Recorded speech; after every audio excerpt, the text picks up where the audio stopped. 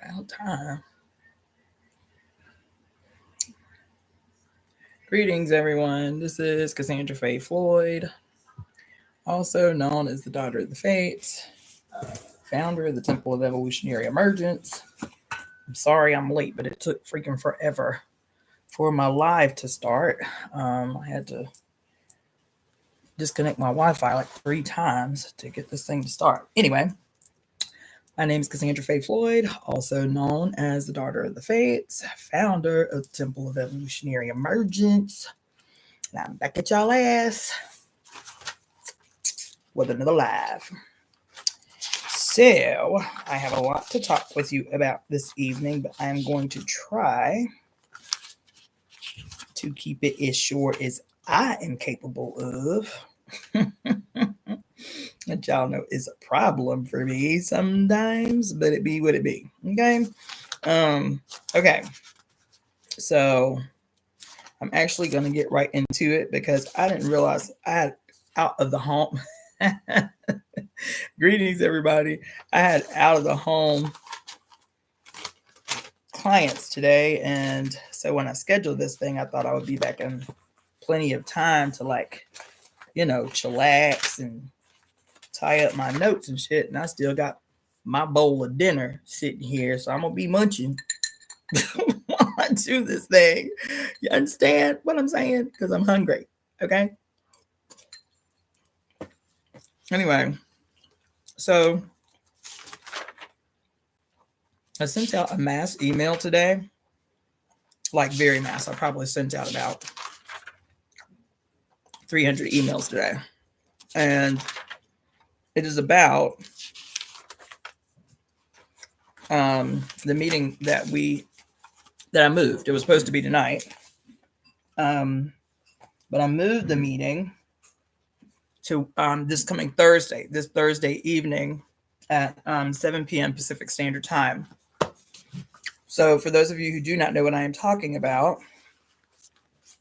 last Wednesday, we had our first meeting for what is going to be some type of event / ceremony ritual / I don't know, that we're going to be initiating for this event that is a pretty big deal for Catholics and Protestants the world over. The event that I am talking about is the 1700 year anniversary of the First Council of Nicaea, which took place in what was Nicaea at the time in 325 AD. May 20th of this year will be the exact 1700 year anniversary of the Council of Nicaea. Cliff notes of the Council of Nicaea, facilitated by the Emperor Constantine, the first Emperor Constantine, who just a few years earlier in the year 313 AD legalized Christianity, what was being called Christianity at the time, which officially ended the persecution of the Hebrews, like feeding them to the lions and that kind of stuff, right? So he officially legalized Christianity in the year 313 AD. And as a consequence of what he called a divine epiphany on the battlefield, he decided that he needed to be the chief Christian. So he facilitated a closed door conference of all of the wise men, the sages, the philosophers of the known Roman Empire, meaning all the places Rome had conquered at that time. He called in all these men who, were revered in some way because of their knowing, right? Philosophers, wise men, priests, Hebrews from all over the known empire. The empire at that time included pretty much all of Europe. He had pretty much conquered all of Europe, what we call the Asia Minor, North Africa. He laid claim to it all. So he's calling in these men from all these different philosophies and religions by force, y'all, because he is the emperor, and they are a part of the empire. So it's 318 men in a closed door session from May 20th of 325 AD to August 25th of 325 AD. So a good 3 months they were in this closed door session.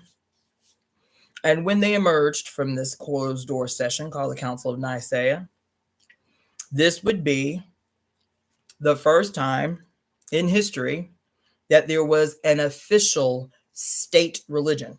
What was a bunch of ideas and a bunch of varying ideas known as Christianity at the time. There were all these different sects of Christianity. You had the Essenes and all of these different sects of Christianity.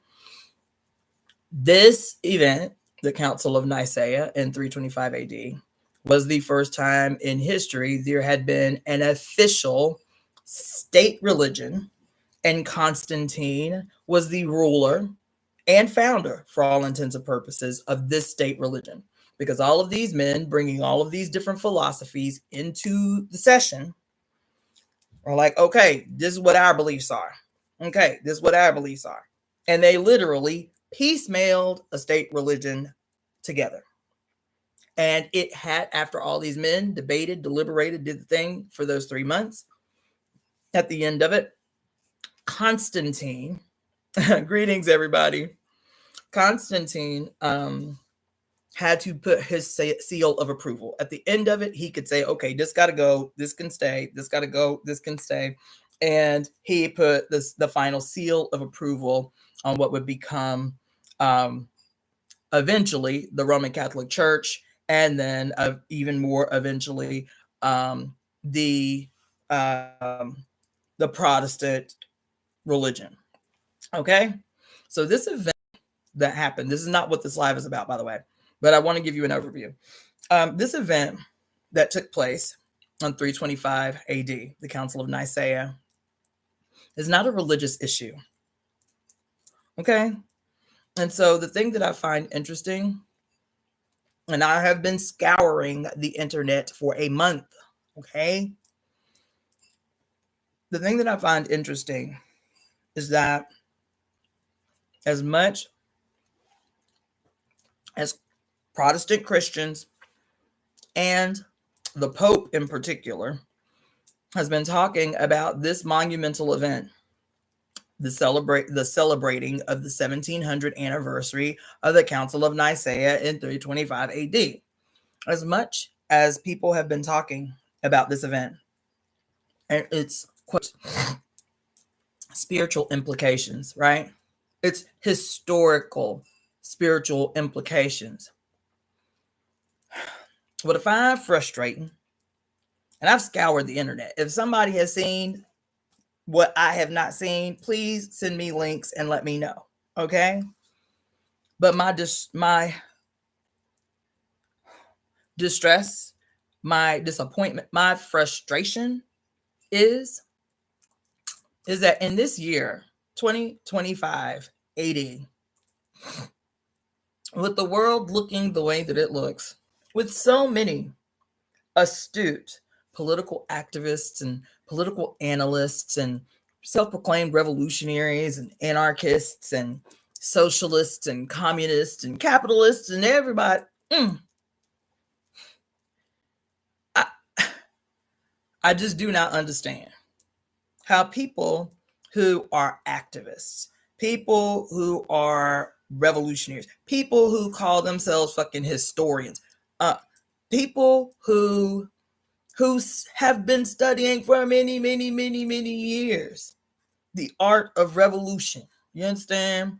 People who are spiritual people, people who are self-proclaimed witches, people who, like for me, who had been devotees of Ifa, people who are Satanists, people who, like, I don't understand.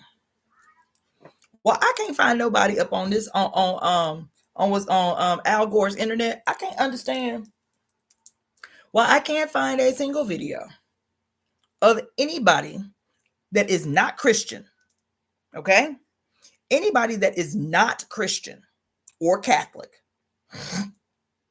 talking about this event with some sense of urgency. I cannot understand why people who I know personally, who have been hardcore, diligent, full-time activists, revolutionaries, Marxists, Leninists, socialists, communists, anarchists, full-time, like do that shit, do the work. And ain't nobody talking about the strategic, historical importance of this event that the Pope and the Catholic Church have been playing outwardly, like stated. I told y'all I subscribe to the Catholic News Network. They have been talking about this event that they plotting and planning on May 20th since 2020. Since 2020, they've been talking about this event. For the last 2 years, every jubilee that the Catholic Church, the Roman Catholic Church, has initiated has been in preparation for this event coming up on May 20th of 2025. And I ain't seen an activist yet talk about the importance of this event, that we got to pull a Revolutionary Jack move on this point, on this date. You know, like what can we plot and scheme on? Even if, because I just don't understand it. What is the plan? What is the mission? What is the document? What is the statement? Can we do a press conference? Like, what is the thing that we can do to acknowledge that we too, as political activists, as revolutionaries, or Satanists, or whatever the hell your bag is, if you ain't Christian or Catholic, that we too can say that we recognize historically the impact that this event has had on the whole goddamn globe. There ain't a person alive. There ain't a person alive. There ain't a person that has been born since 325 AD that event has not directly impacted. I'm telling you, directly impacted. I'm telling you directly, not indirectly. This event, hold on just a second. Hold on just a second.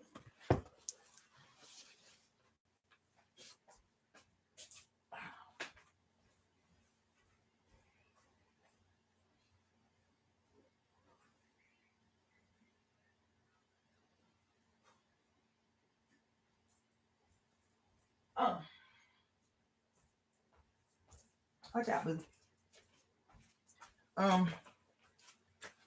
Yeah. Anyway, there ain't none of you alive. There's nobody that has been born on this planet since 325 AD that has not been directly impacted by this event that is coming up as the 1700 year anniversary of the Council of Nicaea. Not a person on the planet. Not a person alive today whose life is not daily impacted. I'm telling you, daily. Your life is daily impacted by the Council of Nicaea. I want to make a quick announcement while I'm fumbling with my necklace. I want to shout out Sister Sherelle, who sent me this necklace that she made for me. I just got it in the mail today. I want to shout her out, Sister Sherelle, or Cheryl. I couldn't tell the enunciation, but Cheryl or Sherelle, who sent this to me from Atlanta, Georgia. I just got it today, so I had to show it off. Thank you so much for that. I love getting gifts from subscribers. That was dope. It made my day. I was like, I didn't order anything. What's in the mail? This is what it was in the mail. So anyway, let me just say, y'all, this thing that has happened and this thing that is about to happen, that's what this meeting that we had last Wednesday was about. This is what the meeting this coming Thursday evening is about.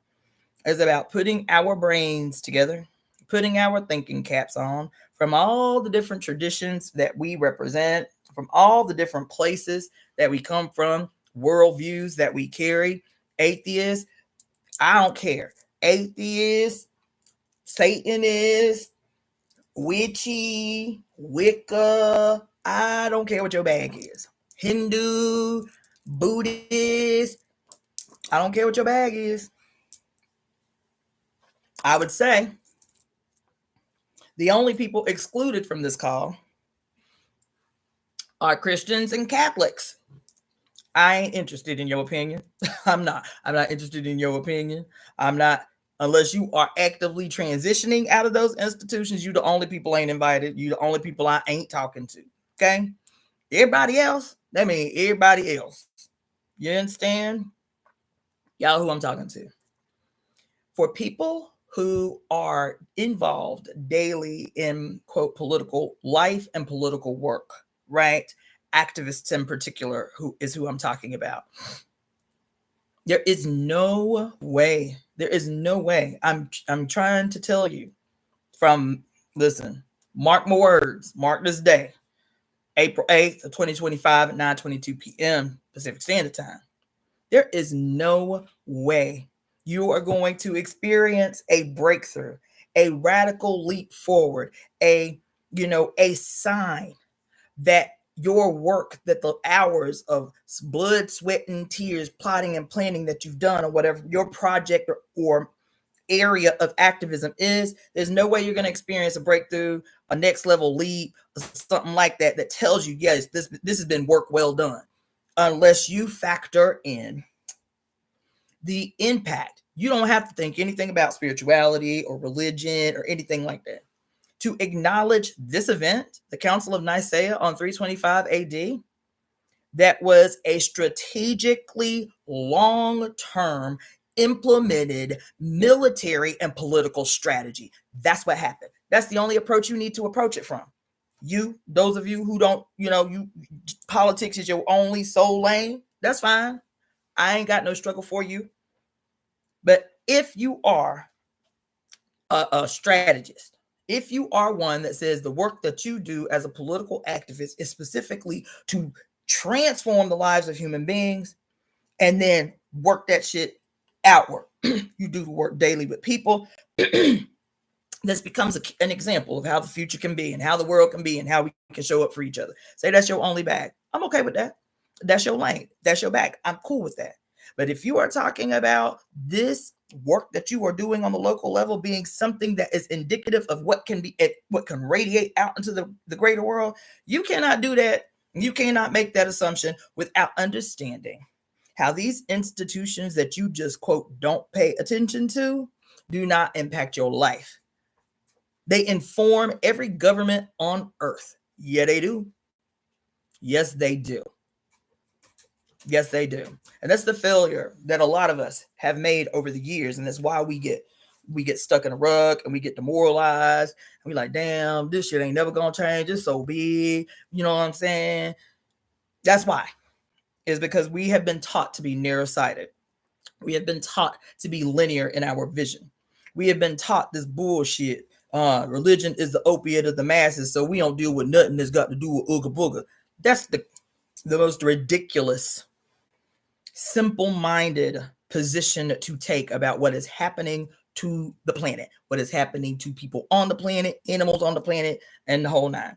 This event, that this institution called the Roman Catholic Church has been preparing for, like it's going out of style, child, like it's urgent. That's how they plan it for. I've been reading the Catholic News Network articles every day for months. I'm like, listen, they serious about this shit.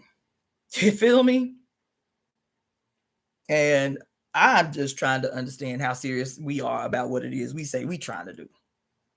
Because to me, all I see is opportunity when I hear this 1700 year anniversary of the founding of Christianity as a state religion under the Emperor Constantine, who had colonized the whole goddamn known world.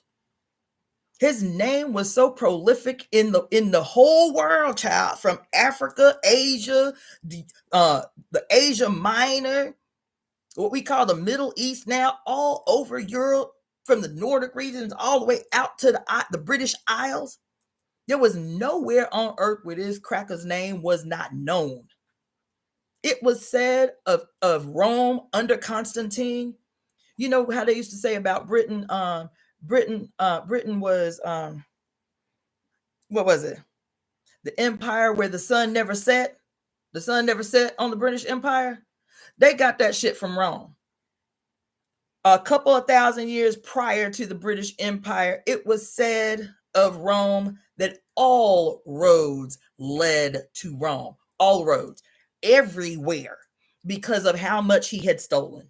Because that's the only reason. That's the only reason to conquer somebody. The only reason to conquer somebody is to steal what they have. That's it. That's all. You can create ideas, ideologies, you can create mythologies, you can create shit to attempt to justify the conquest. But at the end of the day, the conquest of any people's, any nation, any land is for one reason alone.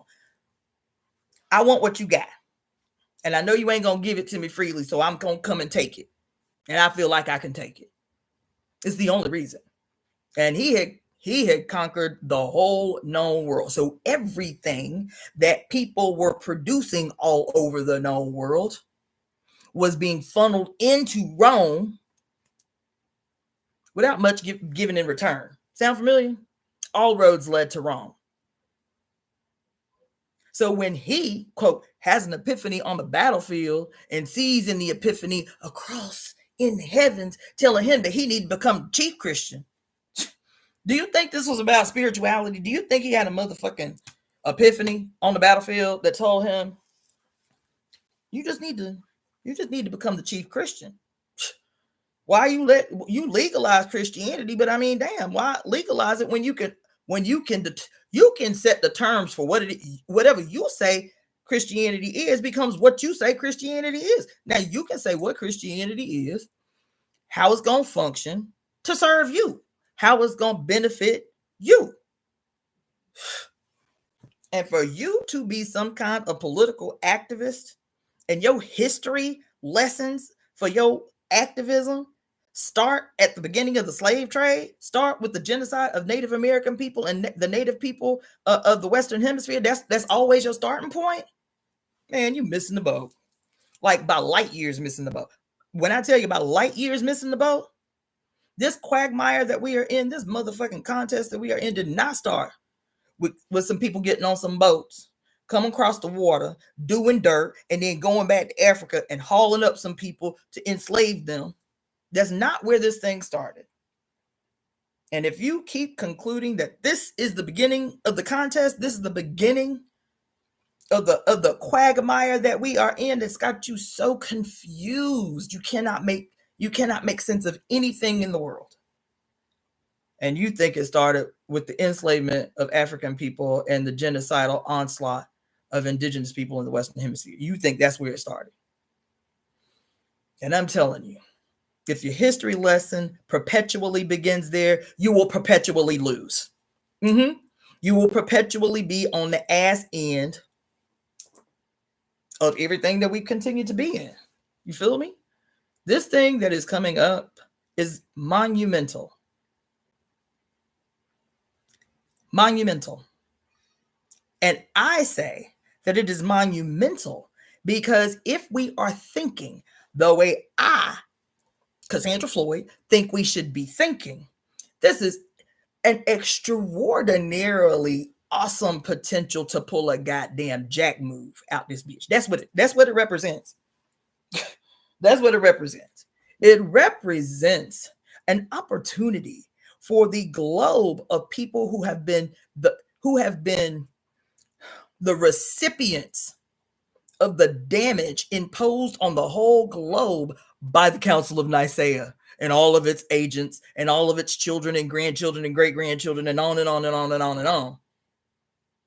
It represents an opportunity for the oppressed of the world, for the colonized of the world, for the spiritually subdued, for the spiritually raped of the world, for the estimated scores of thousands of people murdered during the Inquisition, for the hundreds of millions of black-skinned people scattered about the whole motherfucking planet to work for free for hundreds of years. The innumerable, incalculable indigenous people the globe over. The globe over. European indigenous people, African indigenous people, the Filipino indigenous people, who else? The Australian indigenous people, the indigenous people of New Zealand, and the indigenous people of Hawaii, and on and on and on and on and on and on and on. Because let me just, damn, this was not what I was going to talk to y'all about, but let me just say, so I can have it documented so I can go back and write notes.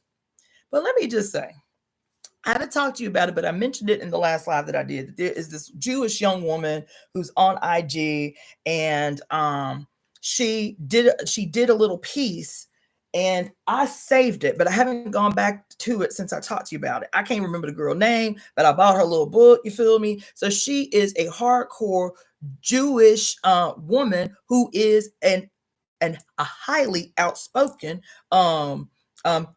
pro-Palestinian activist, right? And she talked about something I had never heard. I was talking to y'all about this within the context of our need to be clear on what we're speaking out of our mouth and regaining control of language. And then as I'm thinking about this and always contemplating and plotting on this, she said, indigenous, the word indigenous, the history and the etymology of the word indigenous was fucked up. She was like, should nobody be using the word indigenous? It was directly, like, I forgot what she was saying, but she was like, its etymology was German, and it specifically was a way to identify people within the context of the colonial process. Like, this was a word created by a German white man in the height of the colonial process to other people who were native to the land. So she said, contrary to what we have been doing, the way that we use indigenous and native interchangeably, she was like, just use native, because I hate to break it to you, but indigenous is some colonial shit. Right? I was like, God damn. So I'm like, I ain't gonna go on this wormhole today, but it's a wormhole I intend to go into. That shit blew my mind. The reason I'm saying this is because I talked to you maybe a month ago about this whole concept of nationalism, right? And I know that some people were opposed to my position. That's okay. But the idea of nationalism, and it's not anything that I've read about, so it is too a wormhole that I need to go into, because I'm sure this, at that time that I said it, this epiphany that I'm having is not a new thing. It comes from somewhere else, and we are a global consciousness, and I probably just took it in from some part of our global brain. You feel me? But I was like, look, this nationalism shit, I understand why we do it, but it's a trap. I said, if you have me, tell it. If you have me, tell it. If we go deep enough and go back enough, it's probably some state shit. I'm telling you, it's probably some shit created by the state to get us off our square. You feel me? To make it so that we cannot see ourselves in others, and they cannot see themselves in us. They chop, chop, chop, chop, screw, screw, screw, screw, screw. Now you got nationalists. You got Mexican nationalists. You got Native nationalists. You got Black nationalists. You got white nationalists. You got Arab nationalists. You got all the nationalists, right? And you think that your suffering, you think that your oppression, you think that your condition, you think that your lived experiences are peculiar to you because you Arab, or they peculiar to you because you Black, or they peculiar to you because you from over here or over there or over everywhere, right? The reason I'm saying that is because nationalism, at least the way we understand it, right? Nationalism has done a wonderful, wonderful, wonderful job at maintaining a chasm that makes it impossible for us to see what must be done. So everything gets done, but what must be done. That's my personal position. You can fight me on it. I'm up for a good debate today, but I'm convinced that it has us spinning our wheels. It has us tolling the bell, as Mal would say. It has us running around in a motherfucking cage like a rat on a wheel, doing everything but what must be done. That's what I'm convinced of. And the more I read about this thing that I am trying to call on people to create and participate in, talking about our response to the 1700-year anniversary of the Council of Nicaea, that is kind of like, it's like the shot heard round the world, child. Y'all remember that song? Y'all probably don't remember that song. Y'all probably way younger than I am. But on Schoolhouse Rocks, there was a song about this concept called the shot heard round the world, which happened, at the founding of the country or something. It was supposed to, like, I think it was it Paul Revere that fired the shot heard round the world that basically started the Revolutionary War, the war against the British. You feel me? I love the song. It was one of my favorite Schoolhouse Rock songs. Well, the shot heard round the world was the start of the revolution. Get hip to the game. Anyway, this Council of Nicaea in 325 AD was like the shot heard round the world. It was like the kickoff point. It was like, because you're talking about, listen, you're talking about an institution, the Roman Catholic Church. You're talking about an institution that today, 1700 years later, 1700 years later, with no significant change in the position of the church, that of where my notes at? Let me just go ahead and put y'all on game. That today, let's see where the notes is.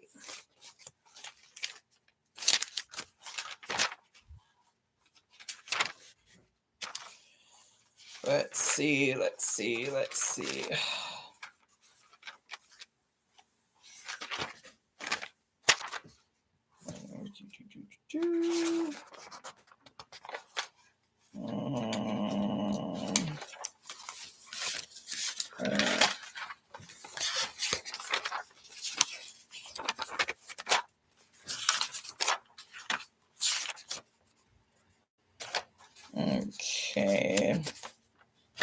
Okay.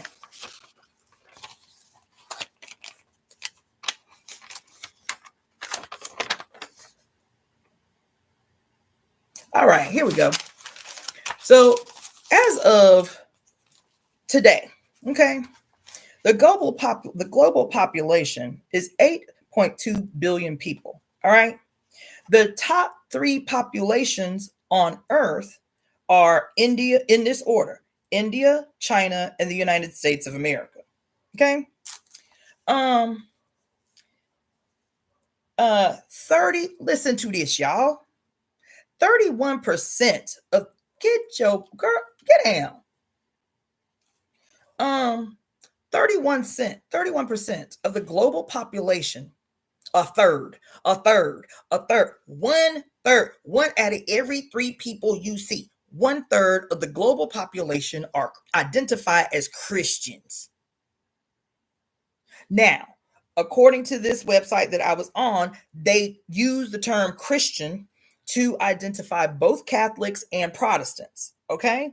But still, 1/3 of the, listen, do you know how profound this is? Do you know how profound this is?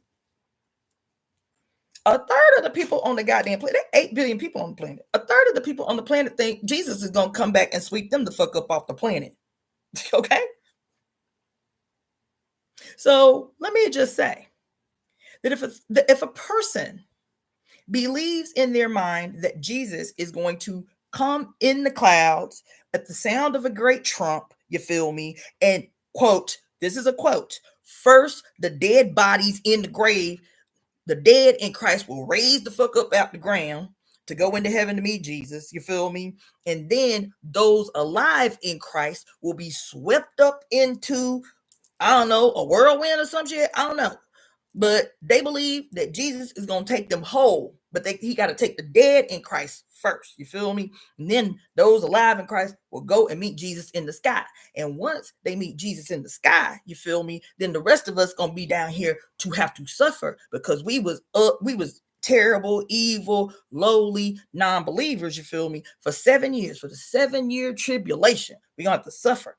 You feel me? And then once Jesus is victorious over the Antichrist during the tribulation, then he's going to come back and reign for 1,000 years. Now, let me just say, For a person to believe this, to believe something like a couple of things. Jesus is coming back for the church. So that's what they believe after. Jesus is coming back for the church, and then all the other stuff, right? Like the Antichrist and the 7-year tribulation and all the doom and the gloom and all of that shit, right? That's the after the rapture of the church. But they also, because they believe Jesus is coming back for the church, literally, they also have to believe all of the stuff that comes before the rapture, right?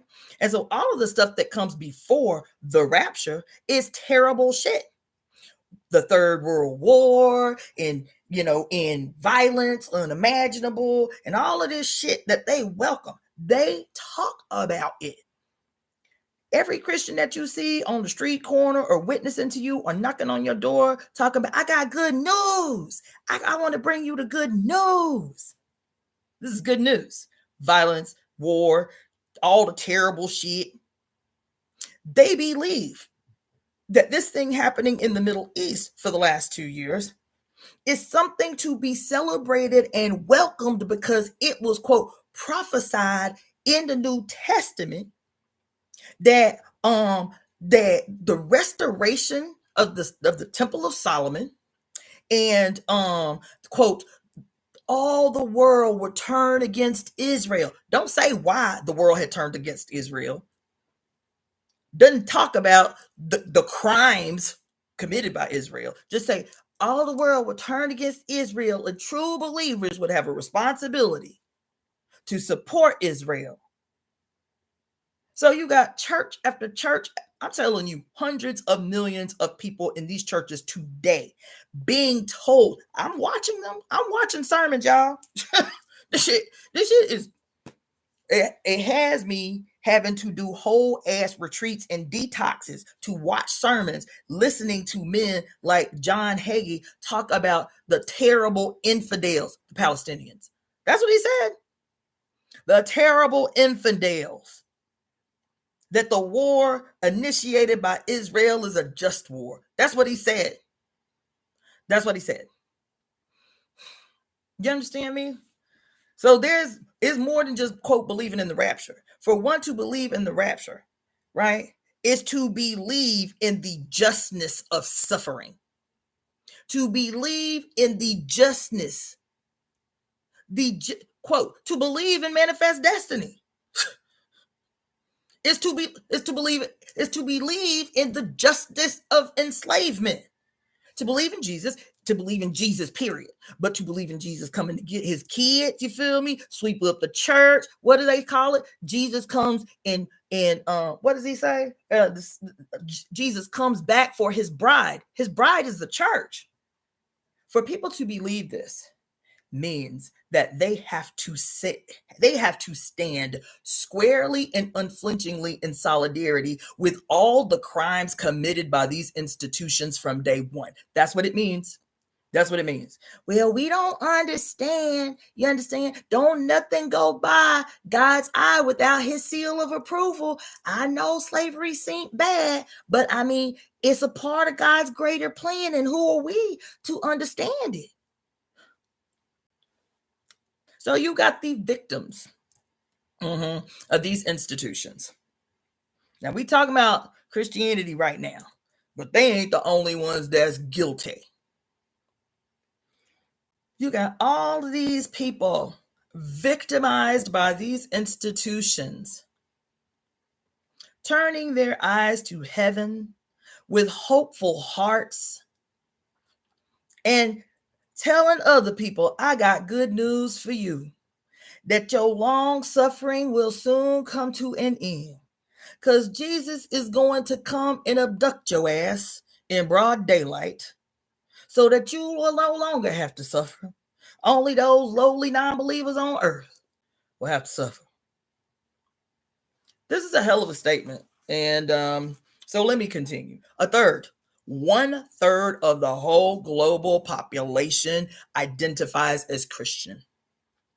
Of those Christians, okay, of those 31% Christians, and that 31%, the global population that is Christians or identify as Christians equals 2.6 billion people on earth. 2.6 billion people on earth believe Jesus about to come and get them. And they be looking at wars like, yes, he coming. See that war over there? See this terrible thing over here? Yeah. Still talking about the motherfucking good news, y'all. Still talking about the good news. They see terror. They see end of the world scenario shit. They see wars and rumors of wars. They see all of this shit as evidence that he will soon come. You feel me? 2.6 billion people on earth believe this, okay? Of those 2.6 billion people on earth, 50% of them, half of them, are Catholic. Half of them are Catholic. Half of them are Catholic. So when we, now, turn your brain back about a year when we read the book Pure Lust, written by Mary Daly, who is a devout Roman Catholic her entire life. So much so, she went to seminary. You understand? Taught the catechism, went to seminary, got 2 PhDs in Catholic theology and some other thing, right? And she gets up in there and starts learning all the shit they keep secret. And came out that goddamn college. Where the cover of that book is I like so much. Here it is, I think. She came out of Catholic college, you feel me? And chopped off her hair, you feel me? And started carrying around a double-edged blade. She became a radical feminist. But when we read Pure Lust, and she was talking about in maybe the first chapter of Pure Lust, she's like, we got to go back to the root of this thing before we can move forward. And I, changed it up a little bit, added on to it a little bit, but essentially she was saying, her name was Mary Daly. So essentially what she was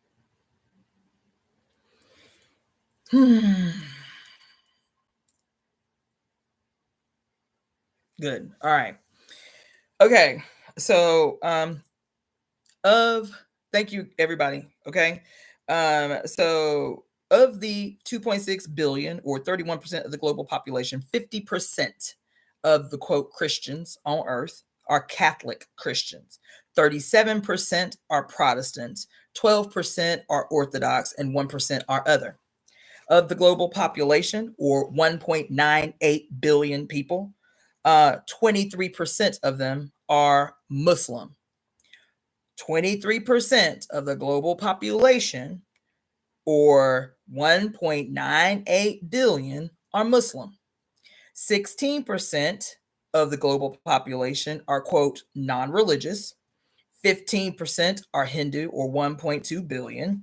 7% are Buddhist, or 505,432,000. 6% are, quote, folk religions, or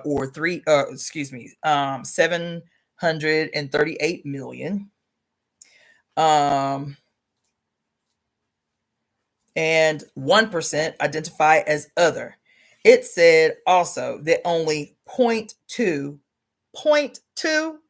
of the global population are quote Jewish, aka Judaistic, and it was interesting because they said like Jewish and China as, I don't know, like the other percentage of the population, right? But yeah. Anyway, right now, today, documented, that's what I said. Letitia, maybe that sent me on a whole another wormhole that we might have to discuss on another day. It didn't say 2%, dear. It said 0.2%. I was like I said, that it's a wormhole I went into, but I'm gonna have to discuss it with y'all on another day. You feel me? Okay. So this was another thing, because this is what I was trying to find out. There are about 500,000. There are about 500,000 Christian missionaries working full time around the world. But this website that I was on was saying that there's 500,000. I find that number suspect too, by the way. I found that number highly suspect. So it's something I'm gonna have to go into a little bit more. But 500,000. So 445,000 ish. Okay. 445,000 ish missionaries working full time worldwide. But they're saying this number is actually drastically down from the year 2001. That in 2001, there was 1,135,000 missionaries working full time around the world. I thought that was interesting. So they missed more than 500,000 since 2001. That mission work is down. Okay. Why am I saying all of this? There have been, because I'm trying to cover all the ground when we get together to plot and scheme what we gonna do. There have been 266 popes since the founding of the Roman Catholic Church. Okay. Of those 260, I thought this was really, really interesting. Of those 266 popes, 10 have been considered evil. Okay.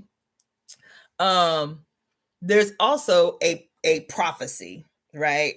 I don't know the origin of the prophecy. I don't remember. But there is also a prophecy that says that the current Pope, Pope Francis, will be the last Pope. So if y'all are interested in going on into that wormhole on your own, it's not one that I'll be going into in depth anytime in the near future. But I thought it was interesting that all you got to do is do a YouTube search of is Pope Francis the last Pope, or last Pope conspiracy, or whatever.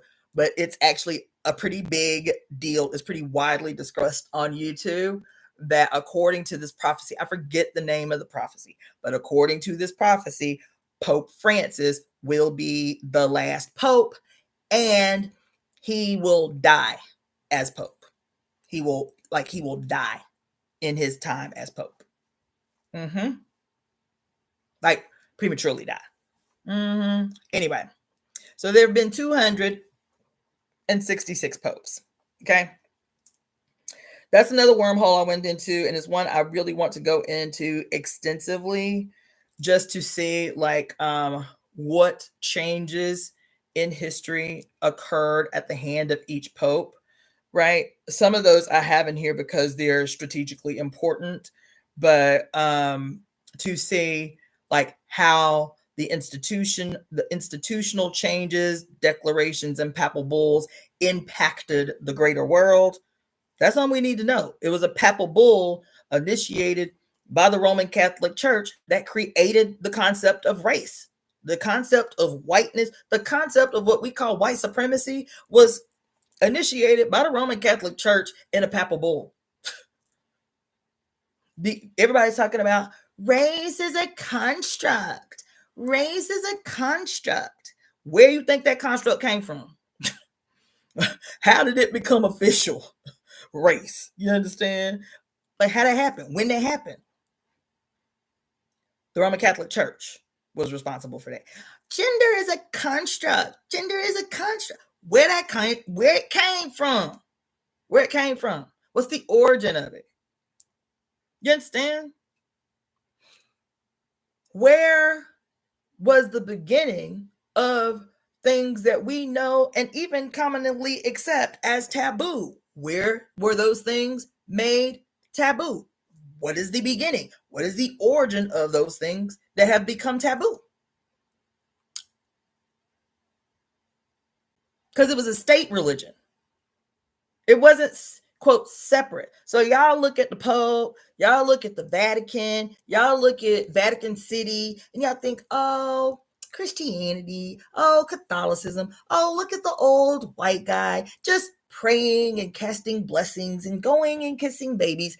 It is today what it has always been, a state institution. Okay? A state institution. If you have me tell it, the hidden in plain sight Holy Roman Empire. That's it. Did you know that as a part of this deep dive I'm talking to y'all about,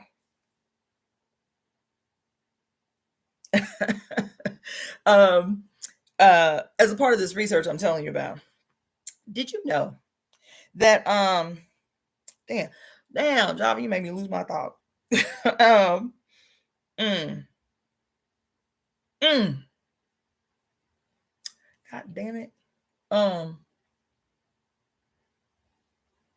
I don't remember.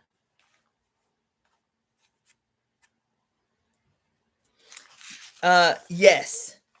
Yes. Letitia Dortch. Yes. That's what this website was saying. I was like, that's some bullshit. You feel me? But like I said, I don't want to get caught up on that because that is a straight up wormhole. Okay. Because let me just say, because this same website, girl, Letitia, since you keep mentioning it, because I see your mind is blown by this number I have put out.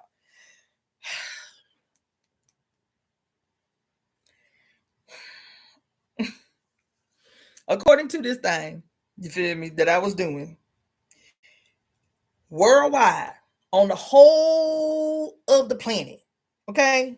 Now, didn't I just say there's 8.2 billion with a B people on the planet? There's 8.2 billion people on the planet, right? And this website said that of the 8.2 billion people on Earth, there is only 15.7 million with an M. There are only 15.7 million Jews on Earth. So I had to read that 4-5 times. I was like, that can't be right. That can't be right. They must have meant 157 million, maybe. Even that would seem on the whole globe. On the whole globe. Child, this thing, I'm talking to you, Letitia, right now, because this shit blew my mind. And it sent me on a wormhole I had no intention of going into, but I recognized quickly it's one we do need to go into eventually. You feel me? Yeah. This damn website said that in the whole planet of 8.2 billion human beings on the planet, there ain't but 15.7 million with an M Jews on the planet. And then they broke it down. Now listen, there ain't, y'all, you can't make it make sense. Anybody who's ever lived in New York, especially the black sides, anybody who's ever lived in New York, anybody who's ever lived in Chicago, anybody who's ever lived in any major city in California, especially here in Hollywood, this thing say here that in Israel, listen, something is janky with these mathematics. That's all I'm saying. Something is janky with the mathematics. Because this thing here saying, okay, there, according to this right here, it say there ain't but 15.7 million with an M Jews on the whole earth, on the whole of the planet. Okay. But in Israel, which is smaller than the state of New Jersey, okay, it's smaller than the state of New Jersey, but Israel got 7.2 million people, half the global population. Somebody chime in. Somebody say something, because y'all all of a sudden got quiet. That shit blew my mind. Anybody, ain't nobody got no feedback on that? That shit blew my mind. I was stumped. That on the whole of the planet, there ain't but 15 million Jewish people. Almost 16 million Jewish people. And more than half of them is in Israel, and Israel is small as the state of New Jersey. They say there ain't but 6.3 million Jews in the United States. Huh?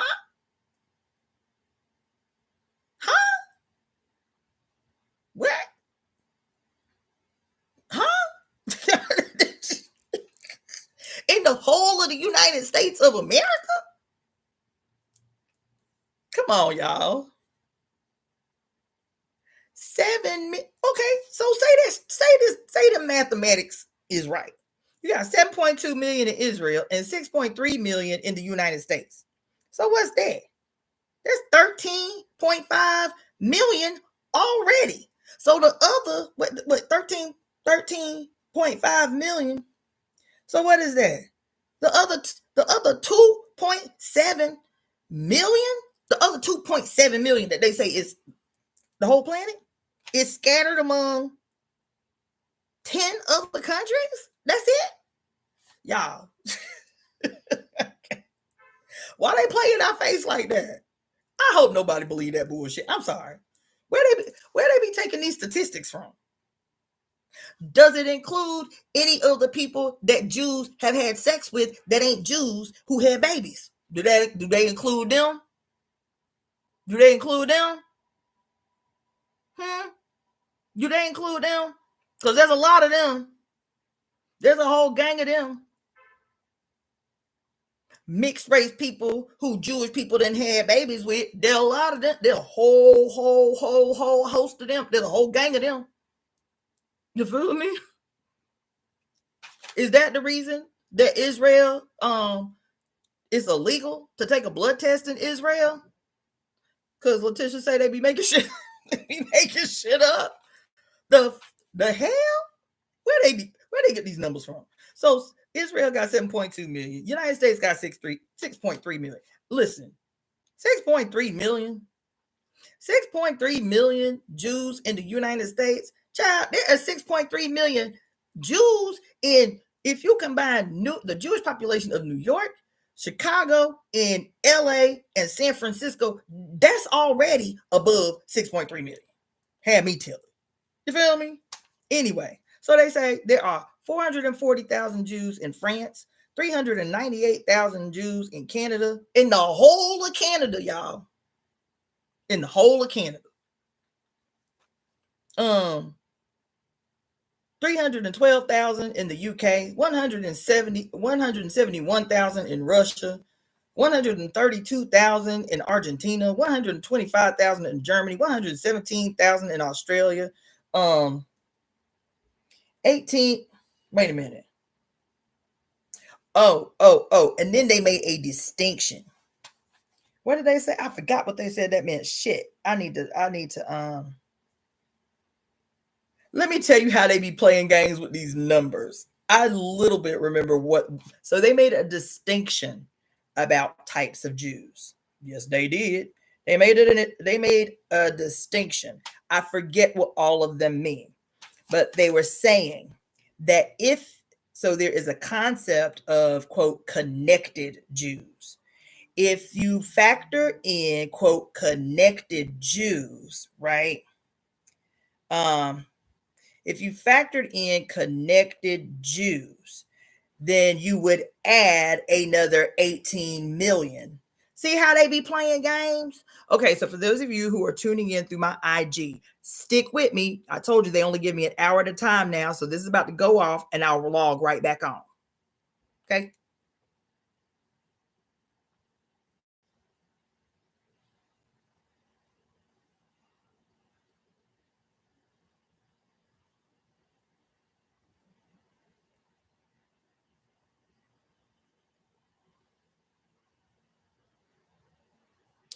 Okay. So, see how they be playing games with these numbers? Because they said first what? That the worldwide Jewish population is 15.7 million people. That's what they said. That's what they had said, right?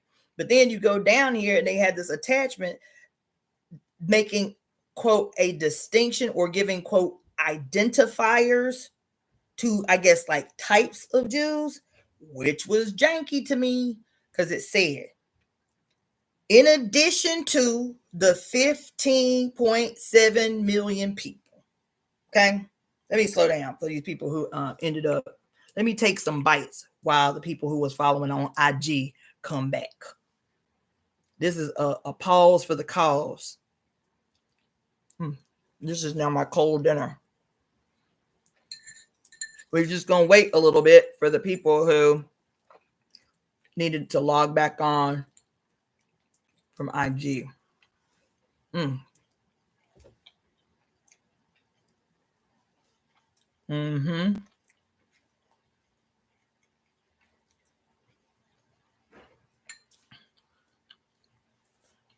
What time is it? Okay, I'm still waiting for a couple of more people to log back on IG. I hate that, but they only let me broadcast for an hour at a time. So after another hour, I'll have to relog back on. Or you can watch me live through my YouTube channel at DaughterOfTheFates. Okay? I'm gonna take one more bite and then I'll get back to it. So good. Mm.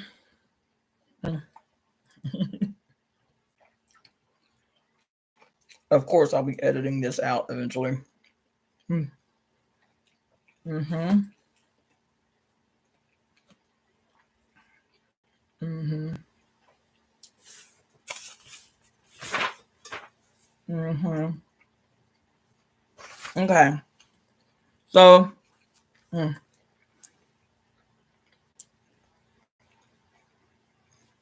should have got something to drink. Mm-hmm.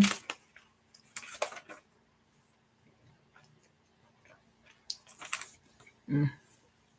Okay.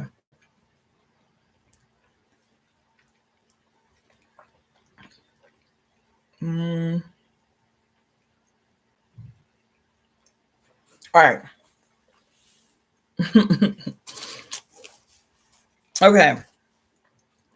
So what I was saying is on top of the 15, so somebody start crunching numbers.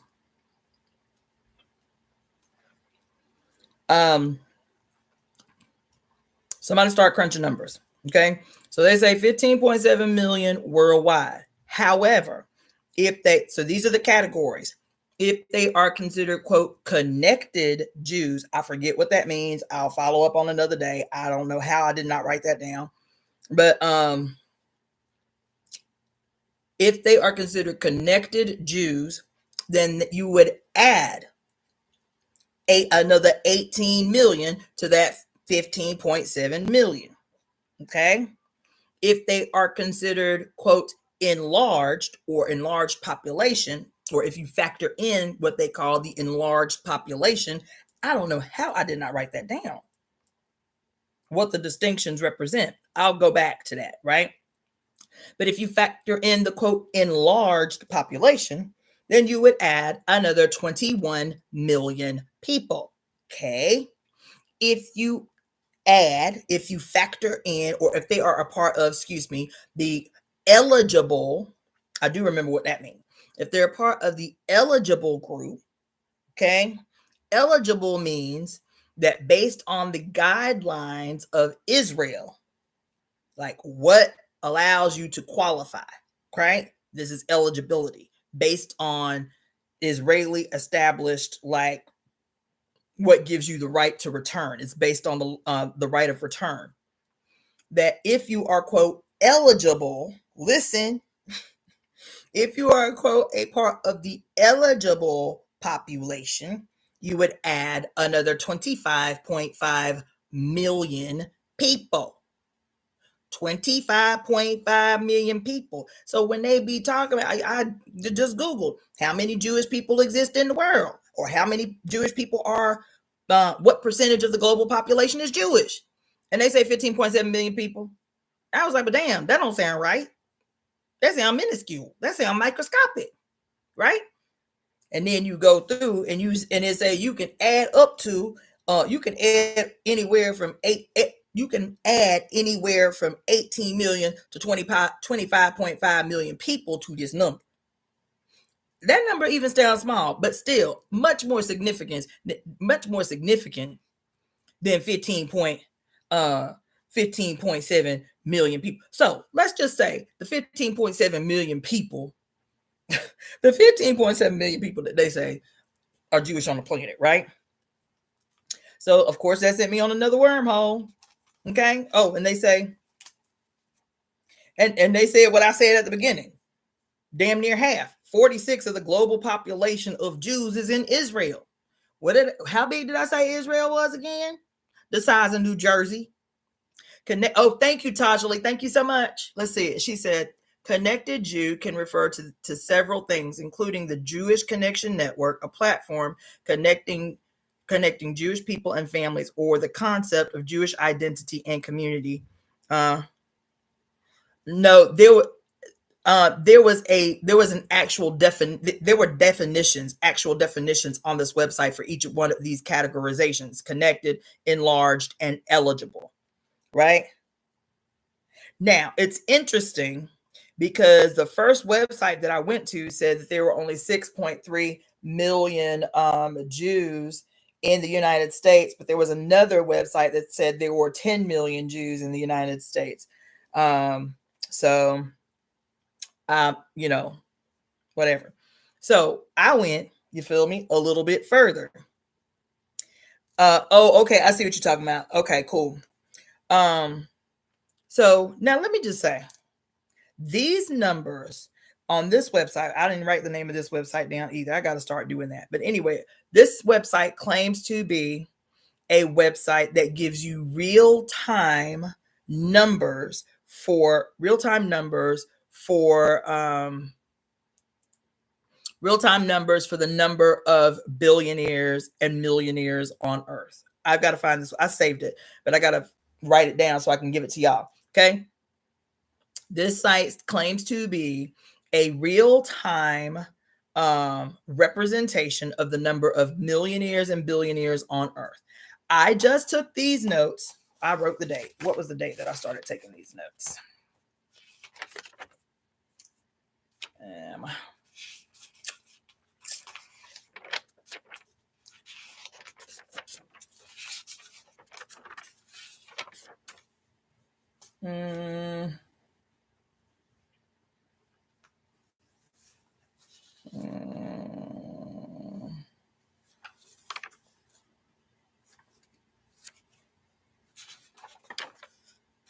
I wrote it down. Let's see.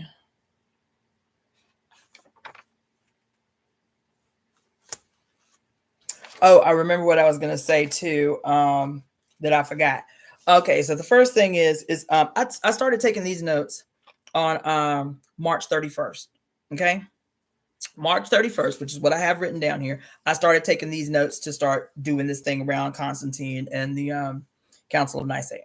Okay, March 31st was when I started taking these notes. On March 31st,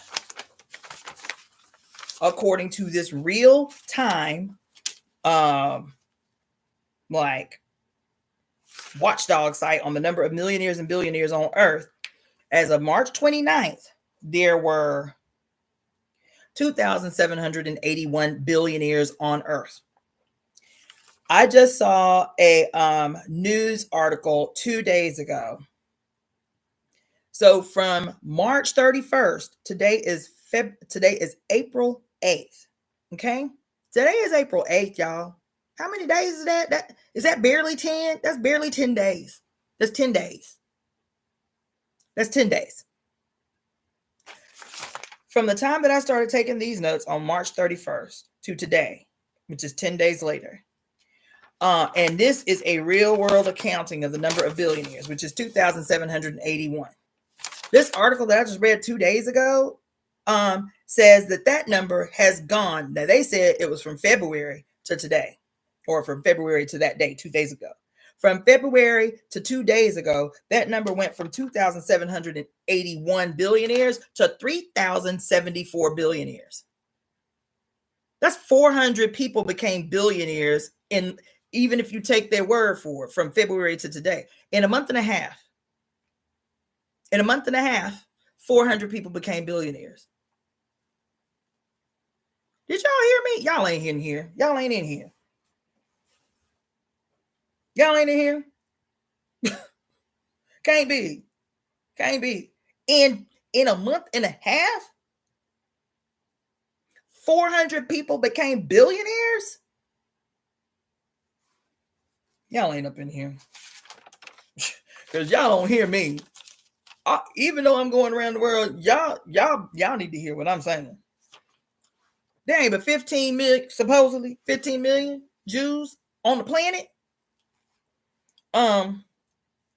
First of all, eight out of the 10. Okay, so the 10 wealthiest people on earth, the 10 wealthiest people on the planet. Okay, 8 out of those 10 live in the United States. Not only live in the United States, are Americans.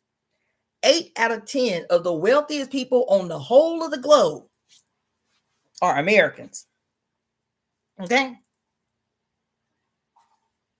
Of those 8 of the 10 richest people on earth,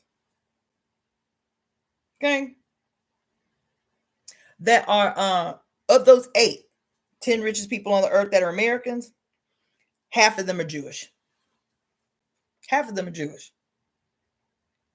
Of the now 3,000, what did they say? 3,074 billionaires on earth. What was it? Let me not misquote. Mm-hmm.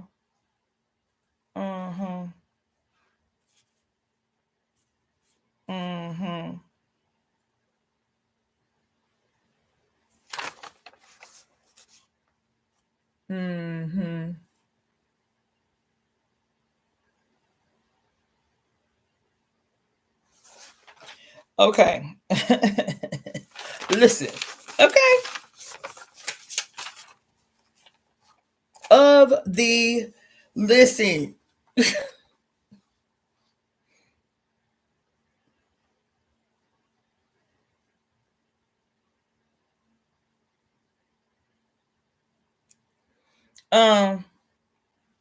So in the United States, there are, at last count, what was it? 600?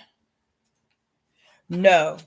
In the United States, there are 870 billionaires. That's up 200 plus from last year. 870 billionaires. It was 6 something last year. China, there's 823 billionaires. In India, there are 284 billionaires. In Germany, there's 132. Russia, there's 120. Italy, there's 73. Brazil, there are 69. Hong Kong, there are 67. Canada, there are 67. The UK, there are 55. France, there are 53. The United States cities with the most number of billionaires, New York has 129. San Francisco has 55. LA has 33. Palm Beach, Florida has 28. And Dallas has 26. Okay. In 2018, there were 585 billionaires. Today, there are 870. Okay. Of all the billionaires, listen to these numbers. Of all the billionaires on earth, okay, the 3,074 billionaires, their wealth combined equals up to $14.2 trillion. $14.2 trillion. 2.66 trillion of that 14. Okay? So that leaves what? 11 and some change trillion. 11 and some change trillion. Okay? $2.66 trillion of those 3,074 billionaires. The Jewish billionaire cut of that slice. Imagine, according to this, ain't but 15 million Jews on the whole planet, on the whole of the planet. But them few little Jews, I'm gonna give y'all a number in a minute.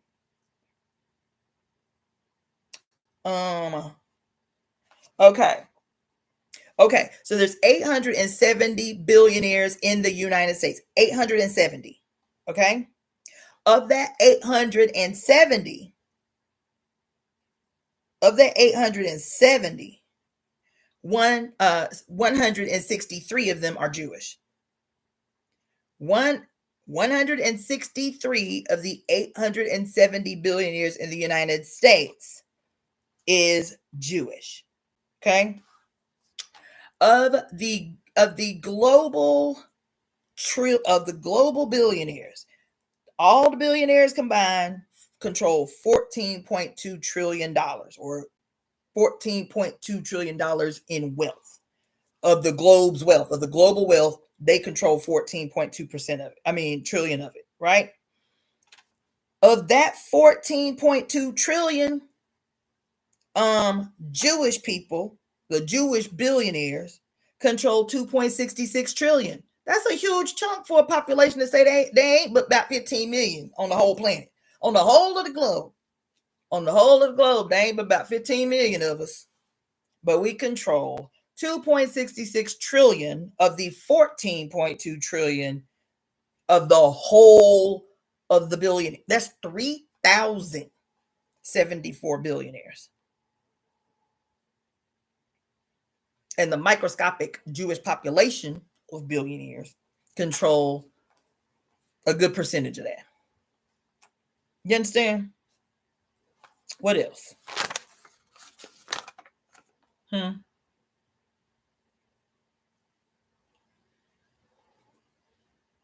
There are more than 10 billionaires in South Africa. In the whole world, okay, there are a total of the 3,074 billionaires, 465 of them. 465 of them are the ones that control that $2.66 trillion. That 2.66 trillion cut of the 14.2 trillion that the other several thousand control.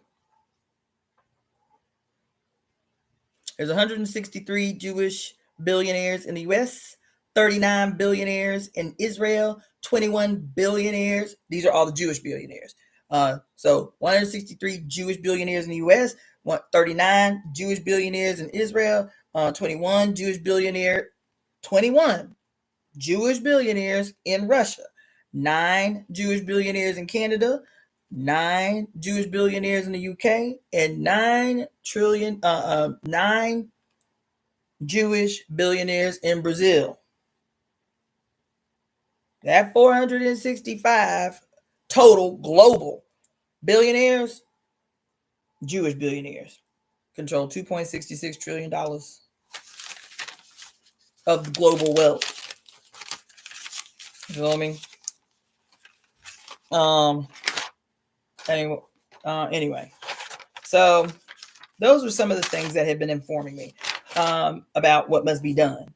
There's another thing that I wanted to contribute to this, because we're talking about what must be done. We're talking about what must be done. Okay. One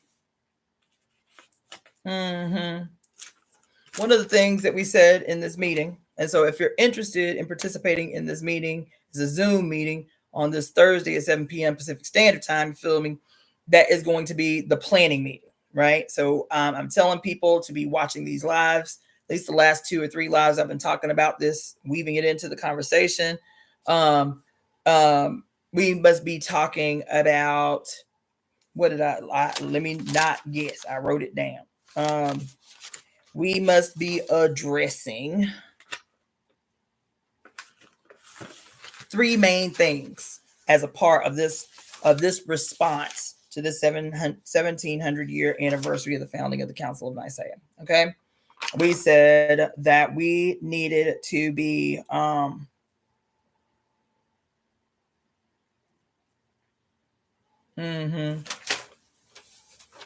one of the top issues was going to be or the points is going to be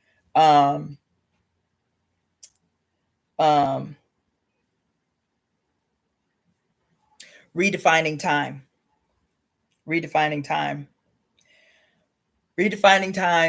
Redefining time, redefining time, redefining time.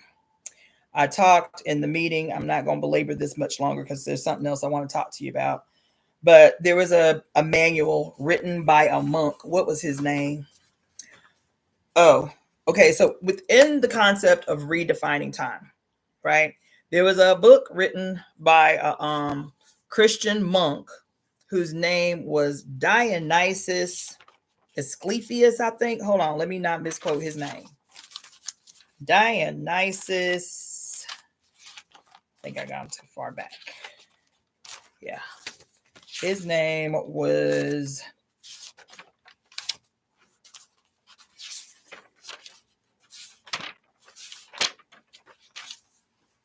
These are all notes that I've taken just since the 31st. There's like 30-something pages of notes. Okay, so his name was... Where he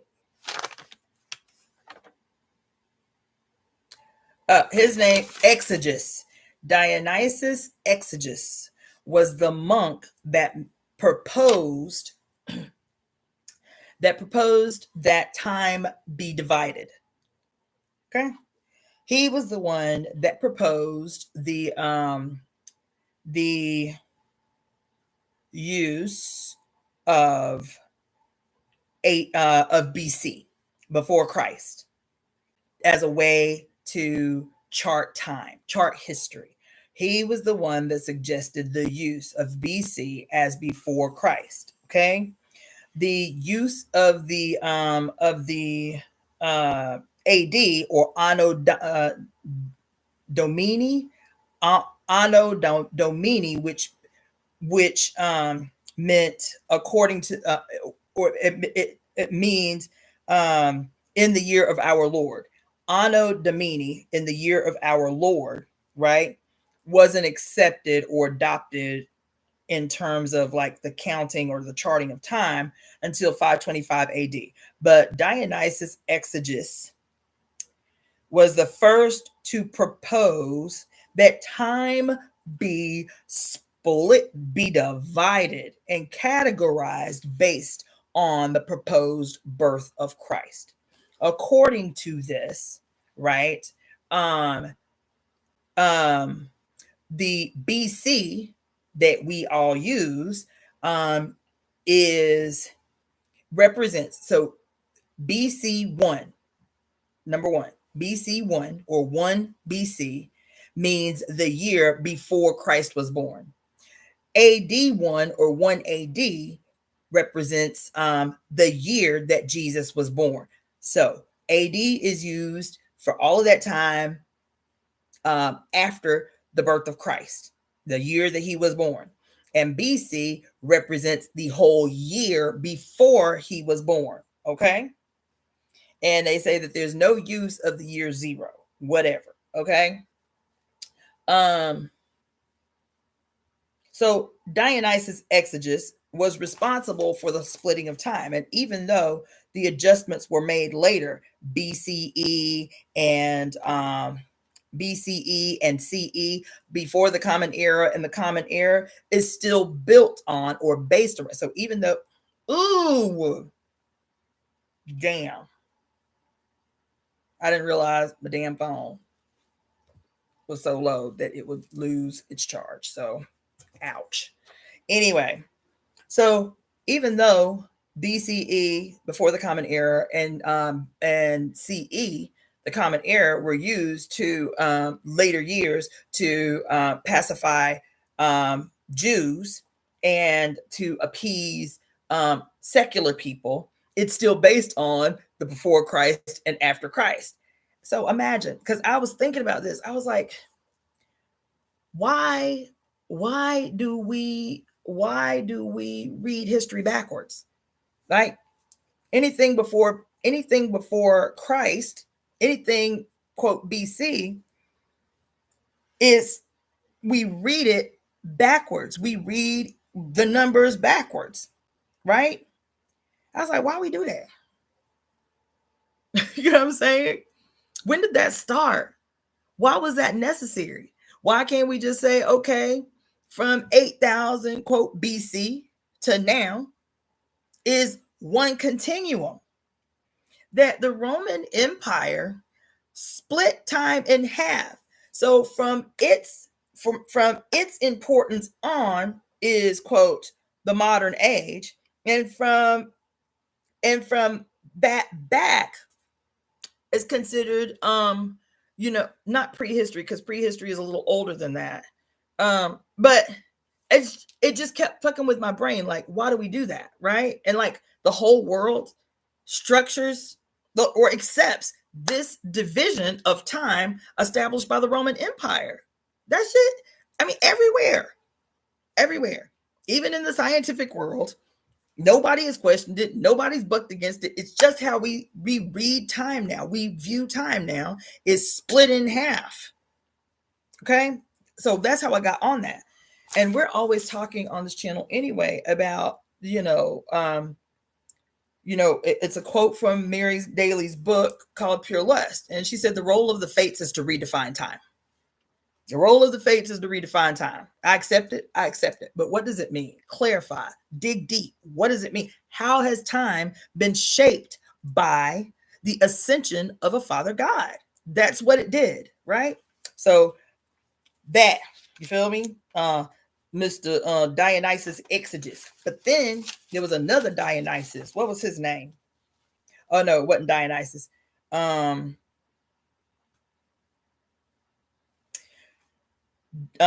This dude was also a monk, a Christian monk, in the year 725 AD. His name was Beden, I think Beden. And he wrote a book, child. They say it was like 900 and something pages.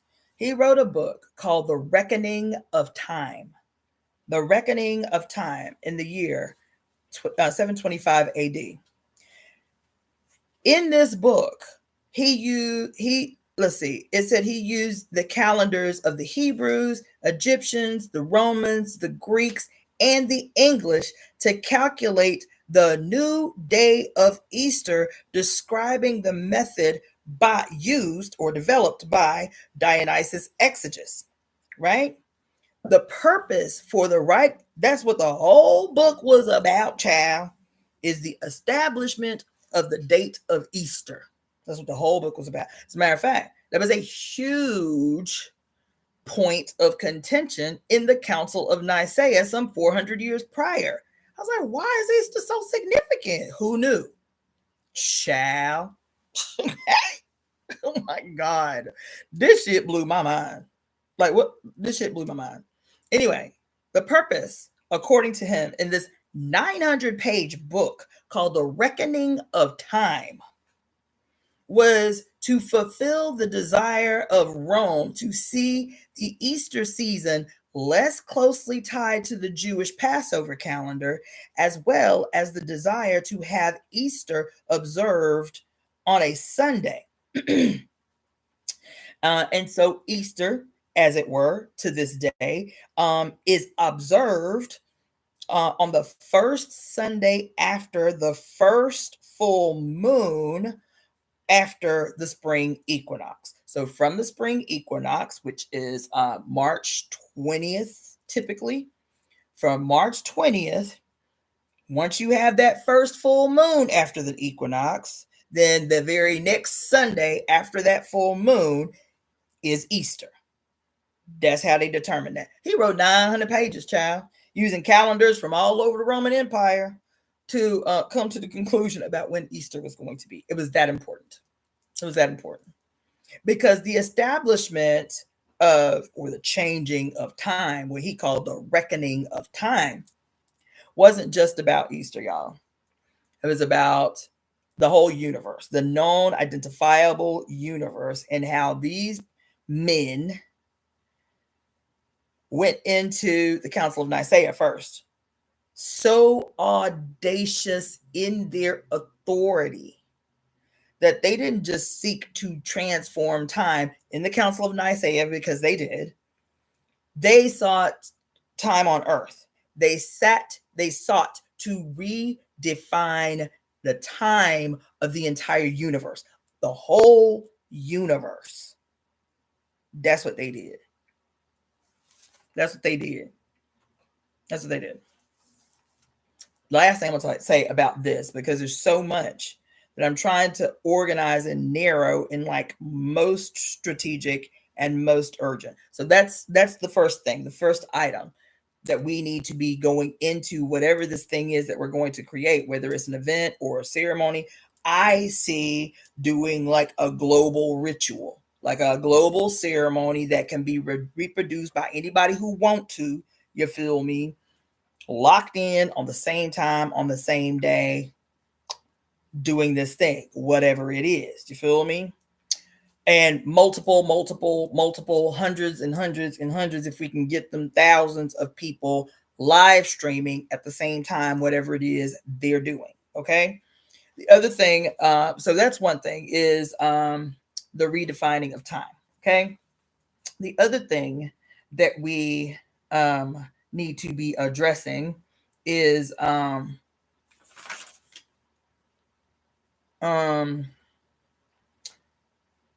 so we were calling it, but I in retrospect, I don't like the way we were wording it, but we were calling it like the decriminalizing pleasure and ecstasy. Okay. Decriminalizing pleasure and ecstasy. That's a long thing I won't go into here, but one aspect of what I think, where I think this can fit. Let me just say one more thing about the redefining time. There's another thing that we just talked a lot about last month during the equinox, where we were, where I was telling you, I've been watching all of these videos and reading all this stuff about how the equinox this year on March 21st of 2025 represented the official end of the Kali Yuga, right? And the Kali Yuga is an age. So we've all heard of these ideas of the ages of man, right? Every culture has their rendition, their version, their mythology about, quote, our movement as human beings through the ages of man, right? So you've got the golden age, and you've got the bronze age, and you've got the iron age, and all these ages, right? And you've got the yugas, which is the Hindu or Indian version of the ages, right? You got all these things and all of these cultures that have different ideas about our transition into the ages, okay?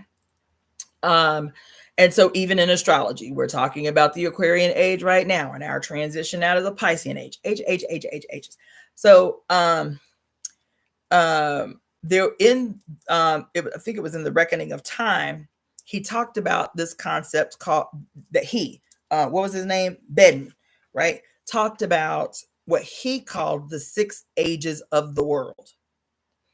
But because he was a Christian, what was his worldview going to be? What was it going to center around? These 6 ages of the whole world.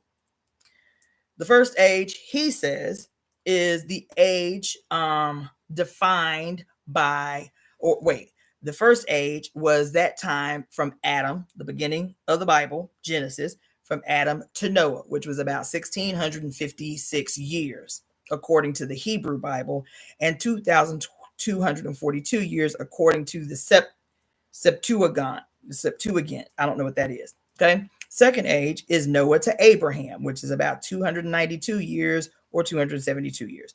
The third age was 942 years, the years from Abraham to David. From the fourth age is David until Babylonian exile, which was either 473 or 485 years ago, or years. The fifth age was the Babylonian age. This is all according to the Bible. The fifth age is the Babylonian age to the advent of Christ. Okay. The sixth age, which they say, or he says, is the current age, which is from the advent of Christ to the end of days. These are the 6, quote, ages of the world, according to this guy, Bedin, who wrote The Reckoning of Time.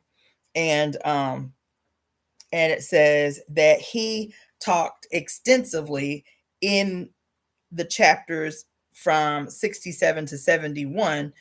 He talked extensively about the prophecies, or that those chapters, all those chapters were about prophecy from chapter 67 to 71, which all talked about the second coming, the Antichrist, the judgment day, and the 7th and 8th ages of the world to come. You understand? He wrote that in 725 AD, child. Yeah. So that's that.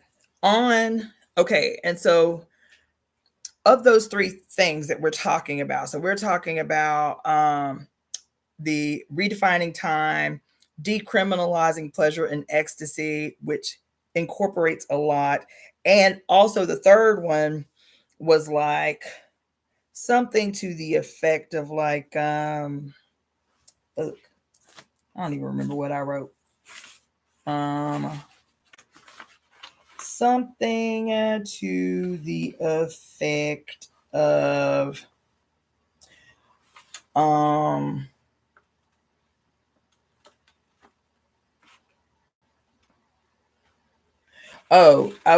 was messing around with the idea of a concept like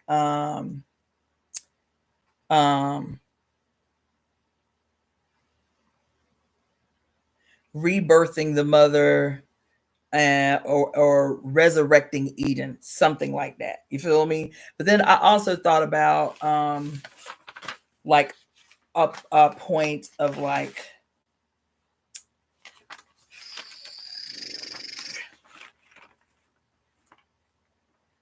justice. You feel me? Like something about revenge, child, about revenge or about justice, or something like that. And I'll tell you why I got on that is because this is the last thing I'm gonna say about this. Then I'm gonna move on. Okay. Is as soon as I started thinking about like the necessity for justice, the necessity not only for justice, for judgment, for vengeance. Yep. Right. Uh-huh. Mm-hmm. Mm-hmm. Mm-hmm. Mm-hmm. Right. I'll tell you, I started with the Inquisition. I talked to y'all a lot about the Inquisition. It's a soapbox that I be on pretty regular. You feel me? Because so many of the things that happened during the Inquisition, their anniversaries astrologically have been upon us, like over and over and over again. Some great terrible thing that happened during the Inquisition. We're at the whatever 100th anniversary of that thing, right? Like the Malleus Maleficarum keeps coming up a lot because it was during these very specific astrological movements, these once in a millennia, once in 2 millennia, once in 3 millennia movements happen, that the Malleus Maleficarum was written. And for those of you who do not know what the Malleus Maleficarum is, the Malleus Maleficarum, in modern terms, in modern language, the Malleus Maleficarum was like if somebody was to write a book today called The Hater's Guide, The Hater's Workbook, that would be the Malleus Maleficarum of the day. This dude was a monk and he hated women. Most monks did, but he hated women in a very special way. And he accused this woman of being a witch. Now, at the time, witchcraft was not one of the main reasons that people would be tried by the Inquisition. It was mostly heresy. Heresy was the crime that would get you caught the fuck up with the church. And so he accused this woman of being a witch. And she was not only found innocent and let go, but it's absolute. Queen Bee say it's the incel movement of the day. Yes. A million times yes. So his ass got humiliated. So humiliated that he had been excommunicated from the church. He brought shame on the church with this display that he tried to pull off, tried to get this woman caught up. You feel me? And so he went into hiding. He was shamed. You feel me? Excommunicated, embarrassed the church. So he went underground. He went in hiding. When he emerged his ugly ass head from out of hiding, he had written the Malleus Maleficarum, which means the hammer of the witches. That's what it means. The hammer of the witches. He was German. And the book was published at just the right time, because at the same time that he came out with this book, Europe had just recently entered into, quote, its age, I think it was its age of enlightenment, or was it the Renaissance? I think it was during the Renaissance. It was in 1400 and some 1457, I think, that the printing press, first official printing press, was invented in Europe. I don't remember the guy's name who invented the printing press, but the Bible was not even the first thing they printed on the printing press. The first book printed on the printing press was the Malleus Maleficarum, the Hammer of the Witches, which was a 585-page book. 585 pages. He had an attitude. And this 585 pages was a detailed guide on how to identify, capture, interrogate, torture, and eventually kill witches. That's the whole book, 585 pages. It was a 585-page manual on all of the ways to identify, torture, interrogate, and kill witches. That's what the book was. He was that mad that that's what he came out with. And because of the period that it came out was like, quote, perfect timing, because where everybody thought he was a weirdo before he went into hiding, he got laughed at every community. He comes back out of hiding. This sounds so familiar, actually. He comes out of hiding, and now, because it's the perfect time, he becomes a rock star.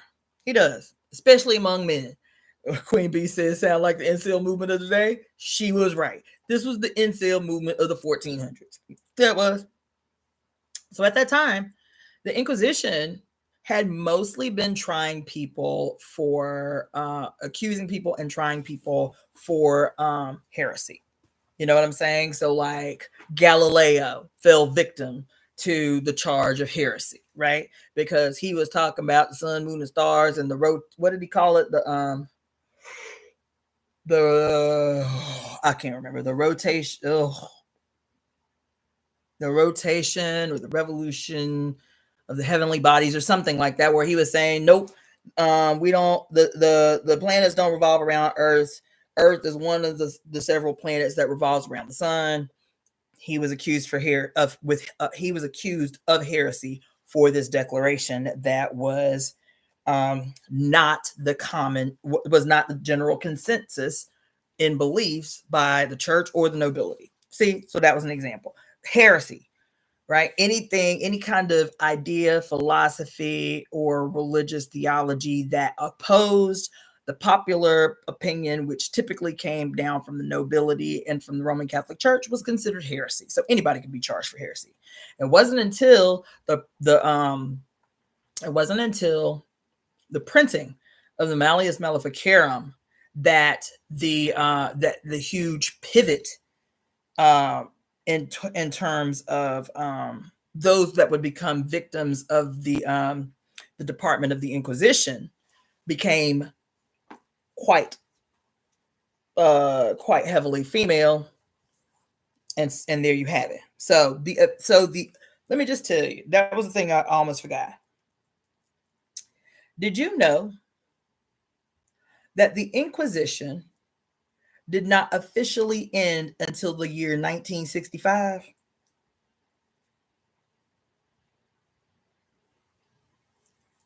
Somebody say you heard me.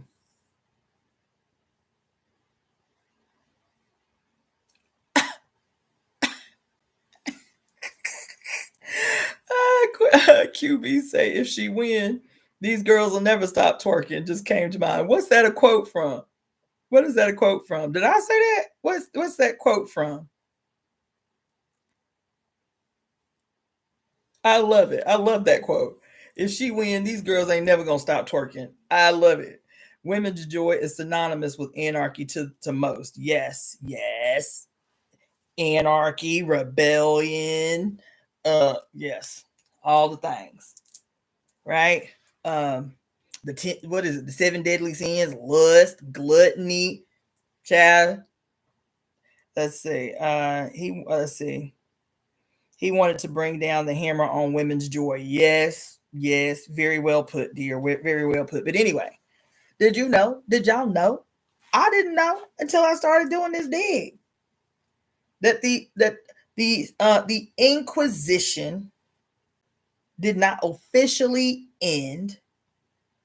And I'll be honest, the official end, the Department of the Inquisition, according to this, they only changed the name of the department. It was no longer called the Department of the Inquisition. Its name was changed by it didn't say, but it experienced a name change in 1965. That it did the goddamn Inquisition didn't officially end until 1965. Want to know what year it started officially? 1184. 1184 is the official beginning of the Inquisition. 1184. So from 1184 to 1965 is 781 years. 781 years the Inquisition lasted. The last official killing as punishment for of the Inquisition was in 18 where is it? 18, I think it, let's see. That's not it.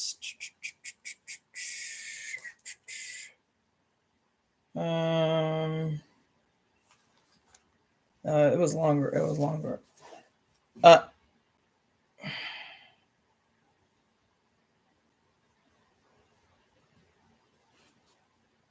1834. The last official killing under the Inquisition was in 1834. For some reason, I was thinking it was later than that, but 1834 is the only number I can find here. 1834. So 1834. From 1184 to 1834. Okay. There were 1, 2, 3, 4. Because, we always hear of the Spanish Inquisition, but there were many Inquisitions all tied and governed by the Roman Catholic Church. There was the medieval Inquisition. There was the Papal Inquisition, the Spanish Inquisition. The Spanish Inquisition. The Spanish Inquisition itself lasted over 400 years. The Spanish Inquisition, the Roman Inquisition, the Portuguese Inquisition, the Gao Inquisition in India, the Peruvian or Lima Inquisition, the Mexican Inquisition, the Brazil Inquisition, the Malta Inquisition, the Lisbon Inquisition, the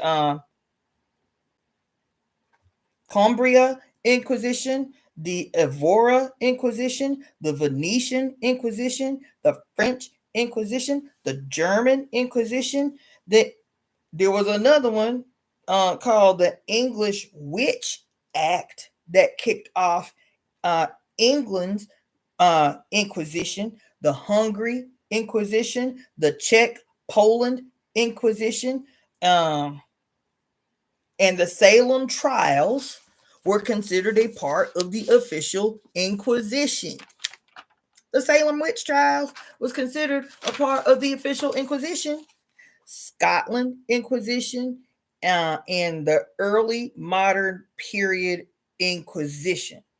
The early modern period Inquisition alone lasted from the year 1400 to 1775 and executed between 40 and 60,000 people. That Inquisition alone. Yup. Them was all the 781 years the Inquisition lasted. Let's see.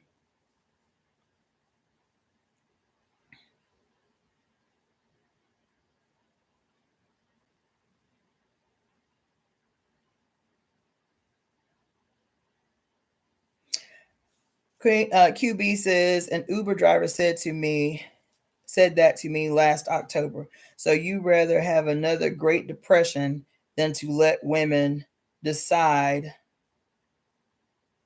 or pursue their own happiness. Child, that's a word that came from your your Uber driver. Let's see. Maybe I should get cracking on the criminalization of joy, because the way I'm always gonna make my own fun. Trinity said she got to check out. I get it, honey. I get it. Okay, so I approached the Inquisition from the perspective that these are the things that we have to factor into what what we're plotting. 781 years of payback is what we have to factor into whatever we're doing. 700 years and innumerable, incalculable. So the other thing I want to say is the Inquisition, slavery, and the genocide of indigenous people in the Western Hemisphere happened within the context of a very alive and real Inquisition impacting the population of Europe and those Europeans, quote, discovering the Americas and the rest of the world. The Inquisition wasn't something that just was just in Europe and was just there and didn't go anywhere else.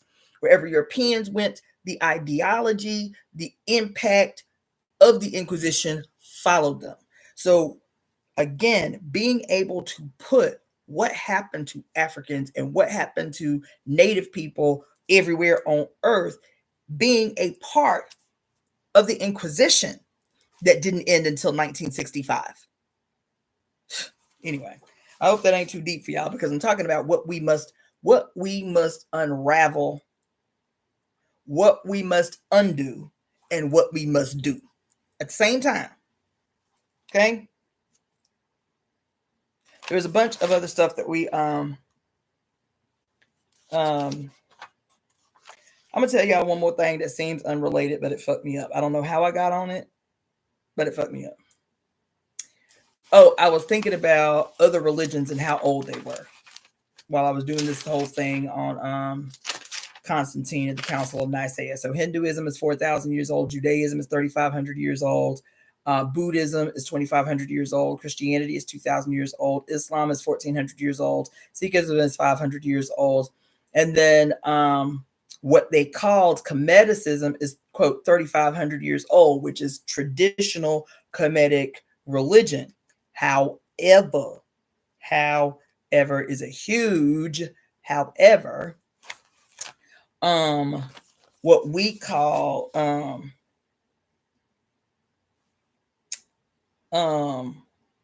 let's see. I ain't gonna read the whole thing, but so what we call modern African, quote, ATR, African traditional religion, the idea, the word, the concept of Kemeticism as Kemetic traditional religion, you will hear some people refer to it as Kemeticism.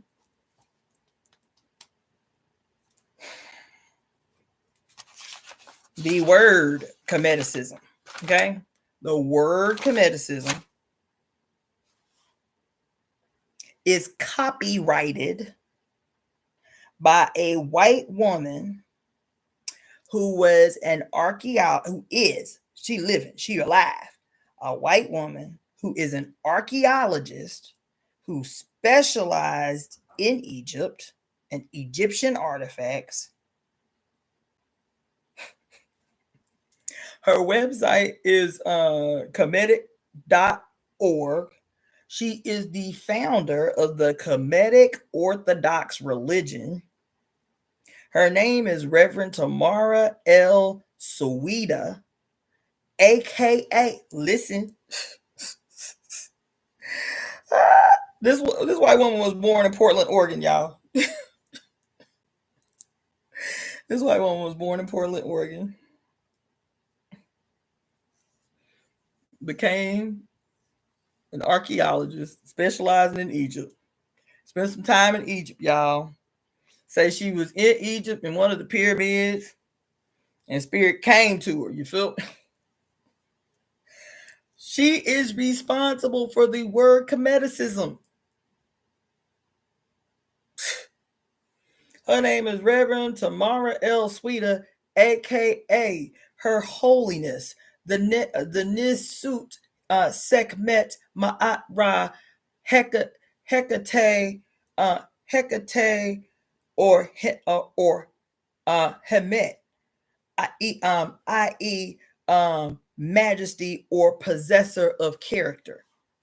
The Nesut Bityut, the Nesut Bityut in the feminine, she is, quote, the sovereign ruler, but literally it means she of the sea, she of the Sejin bee, is the ancient title of a person sometimes called Pharaoh. Listen, Nesut was charged with carrying out the will of Netjeru, the divine ones, and acts as a physical and spiritual bridge between the people and their gods and goddesses.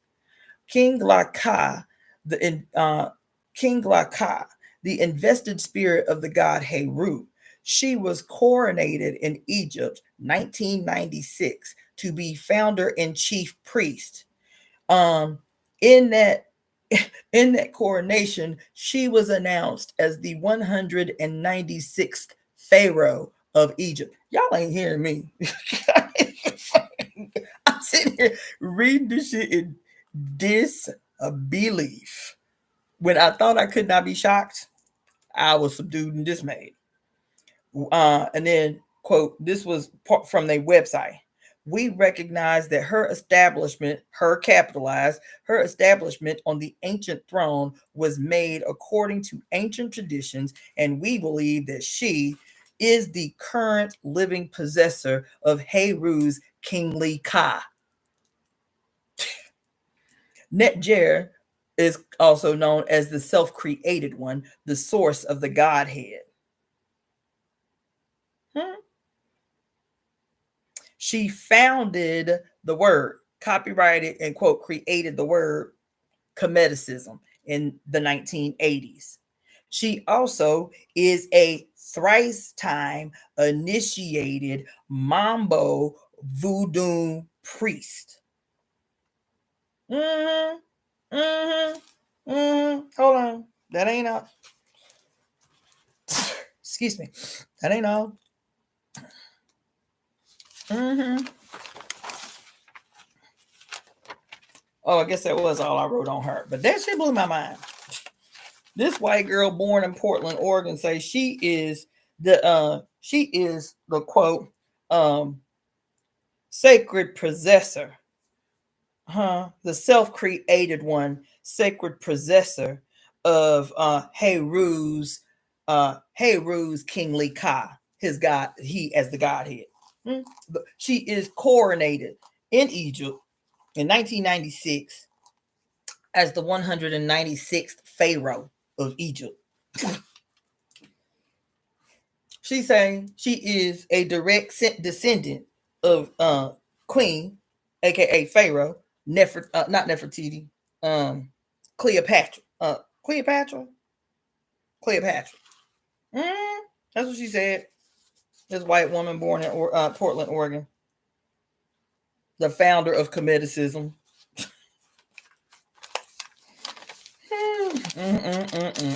Child. Anyway. Oh, and there is another thing. That we are factoring in. And this is the last thing I promise I'm going to say about this. Is so the redefining of time. No, I'm not kidding. I wish I was. The redefining of time. The decriminalizing of pleasure and ecstasy. And then like retribution, divine retribution or divine revenge, something like that. That's why I mentioned the Inquisition was within the context of things that we need to be thinking about when going in to talk about divine retribution and the reckoning of time. You feel me? The reckoning of time. Okay. The redefining of time. That, the slave trade. You feel me? There's a bunch that we can go into, but fundamentally, what are the things that we can that we can go in with that we know will have a ripple effect in every direction, past, present, and future, all dimensions, all time, actively undoing the impact of these things in the reckoning of time. Do you understand what I'm saying? What can we address? Narrow down. What can we address that will have the greatest and most far-reaching impact on the now? Okay, that's what I'm talking about. And then the other thing is within the context of decriminalizing pleasure. We've been talking about it a lot in a multiplicity of ways, but even in our own, like our own tenets about the strategic use of our voice, the strategic methodical use of our aj, the strategic use of, quote, our respiration to conspire. You dig what I'm saying? I haven't watched that, but now let me write it down, Lisa J.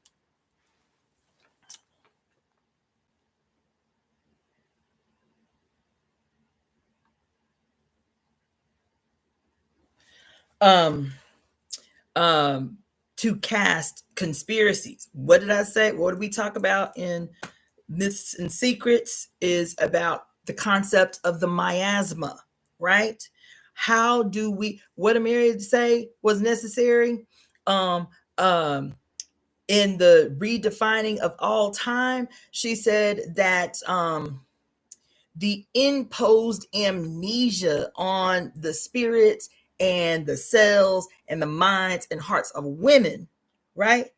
The imposed amnesia needs to be lifted, right? She says that what needs to happen is we need to cast a global, what does she call it?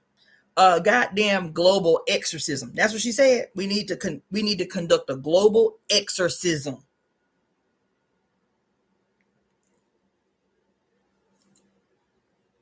Mm-hmm.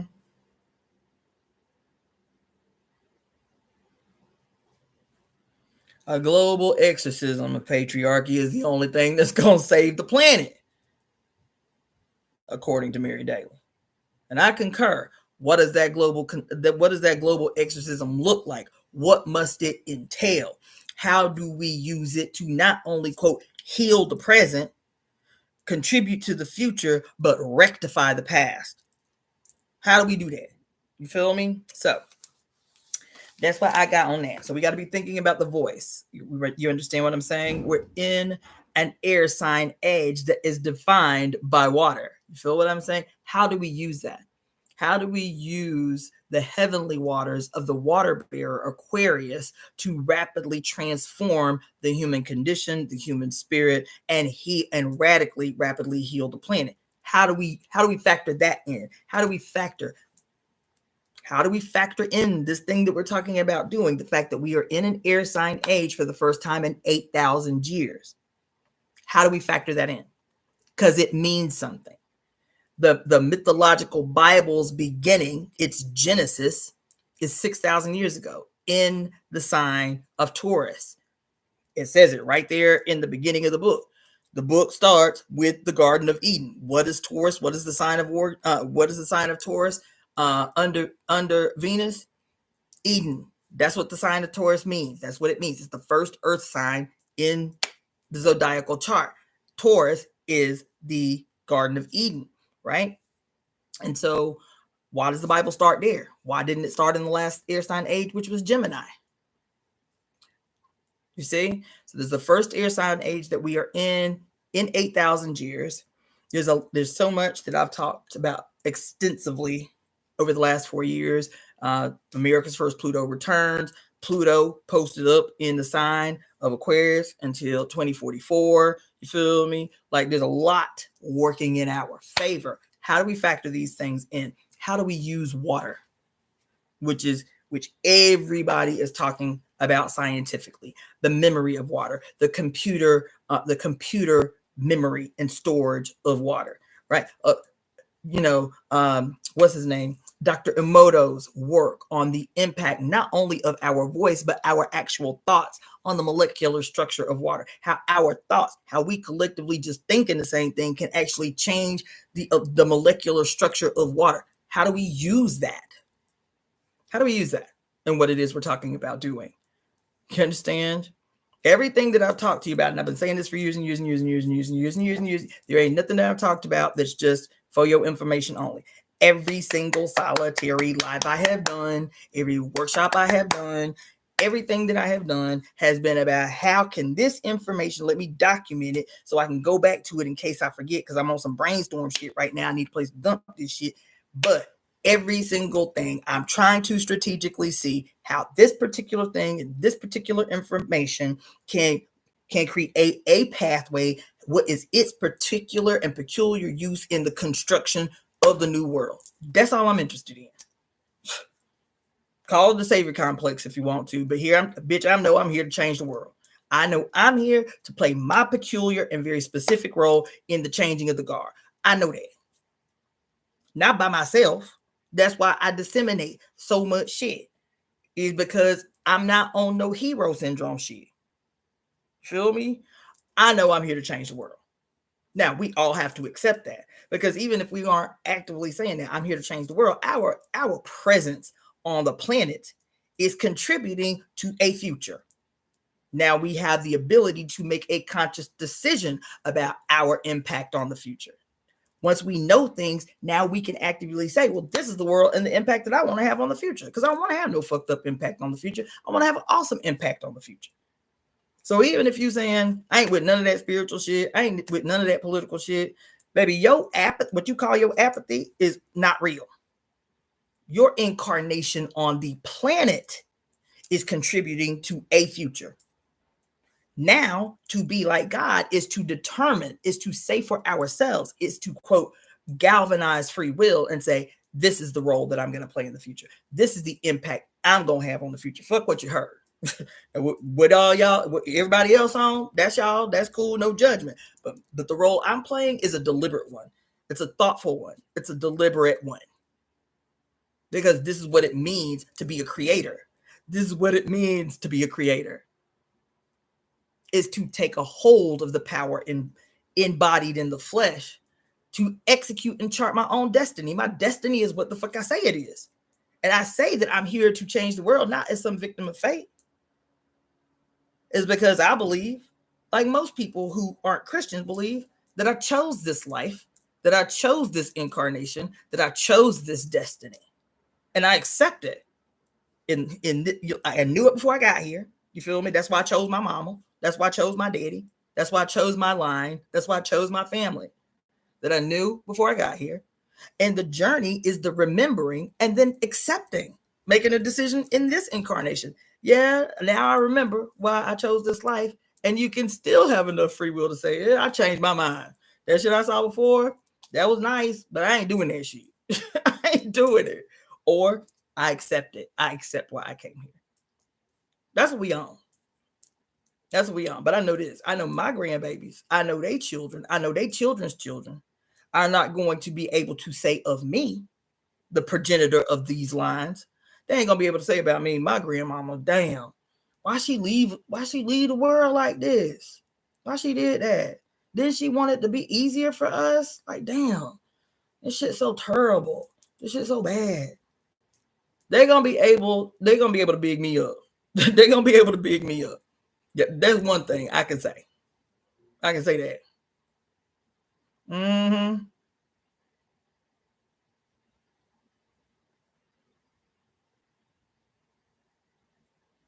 Mm-hmm.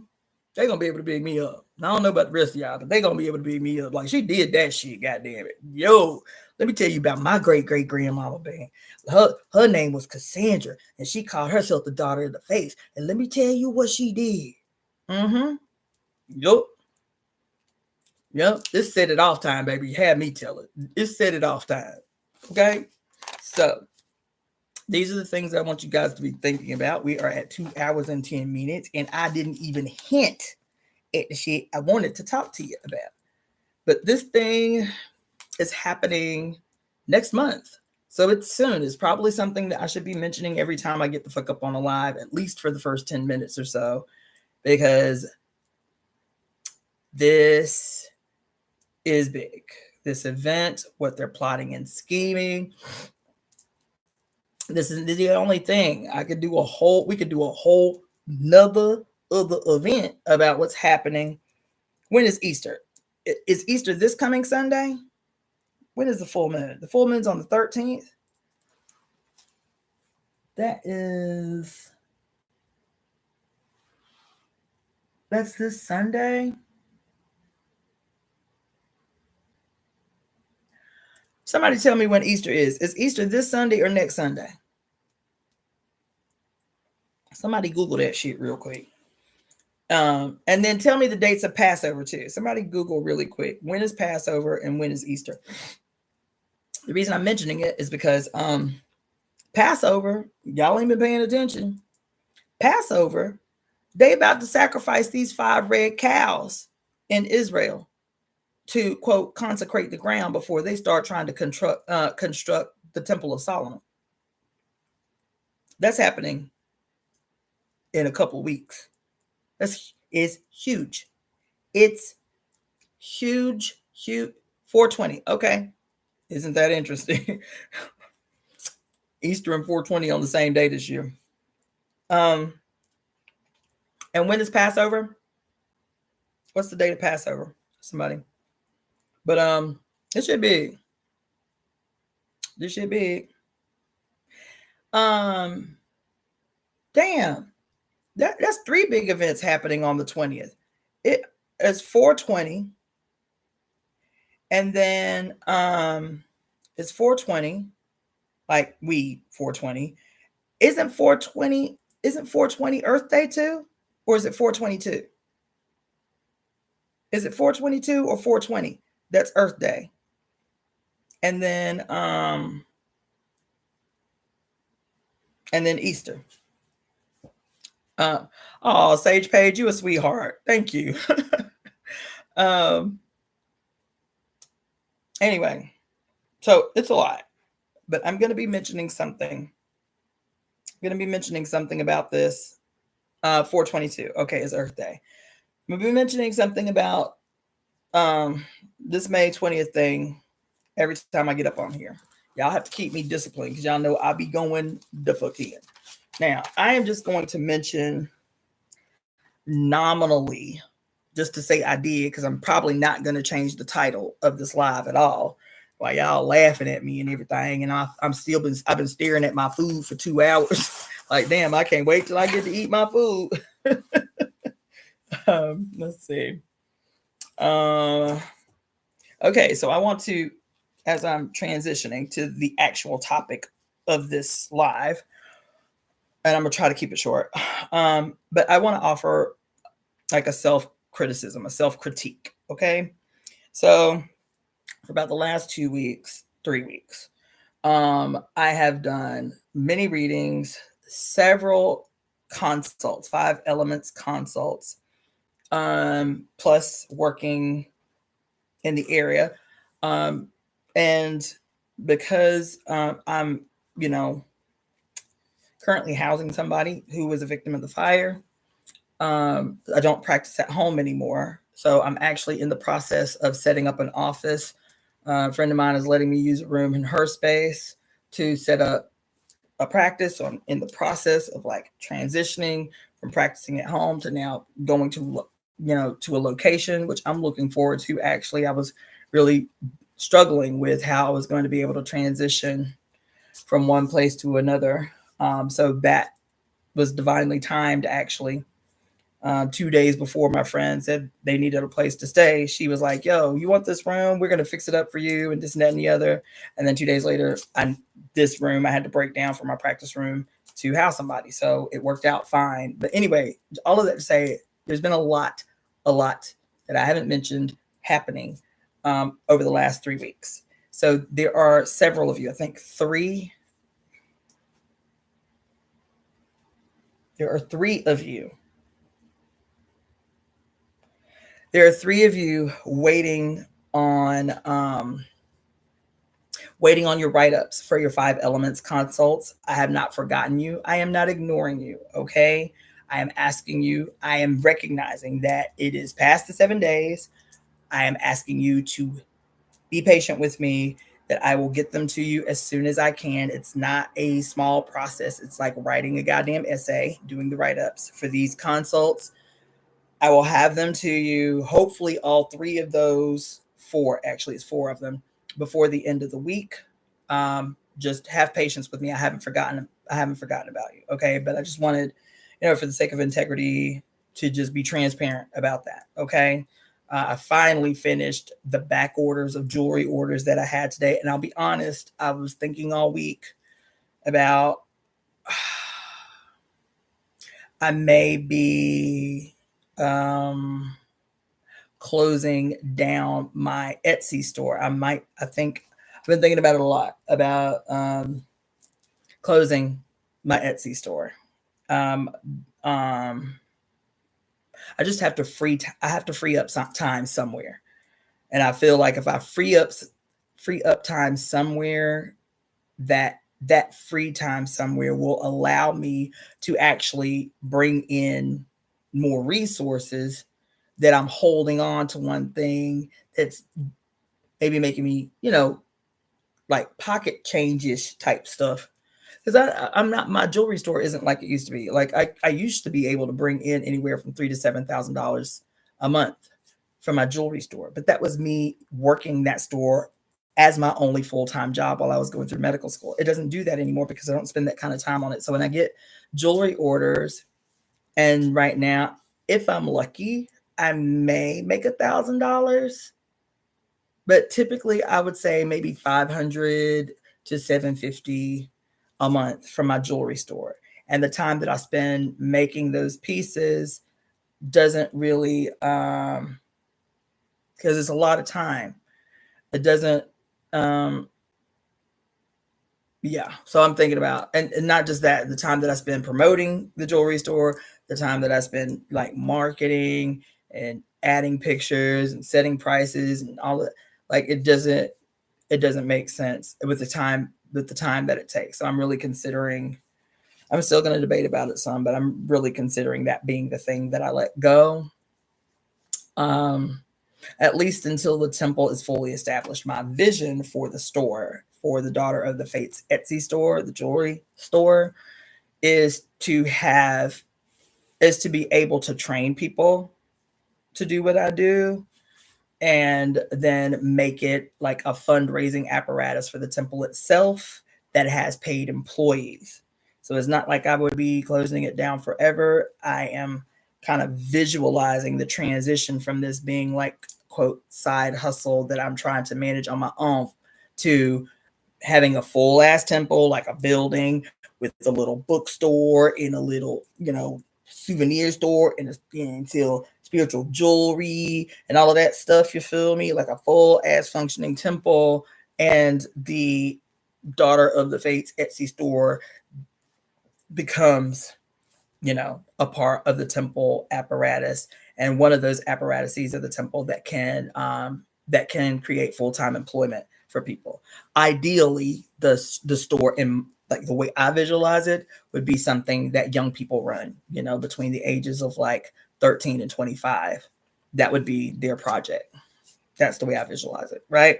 Anyway, so I'm just saying all of that to say, I just finished making several. Actually, I still got 2 more pieces that I have to finish, but finally getting in front of my jewelry orders. You know what I'm saying? Pulling an all-nighter the other night. I didn't go to sleep till like 6 o'clock in the morning.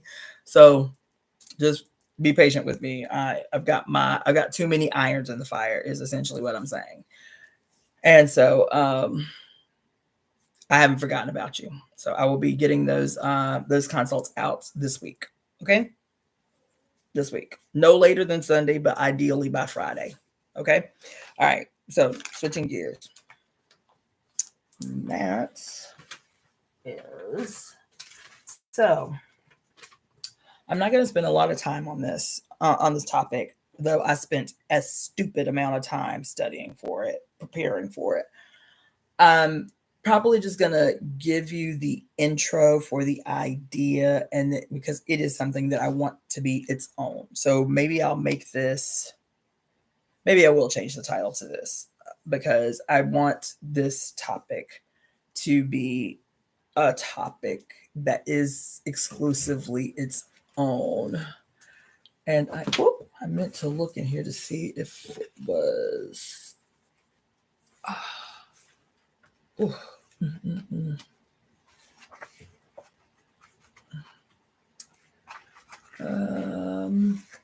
Cashapp.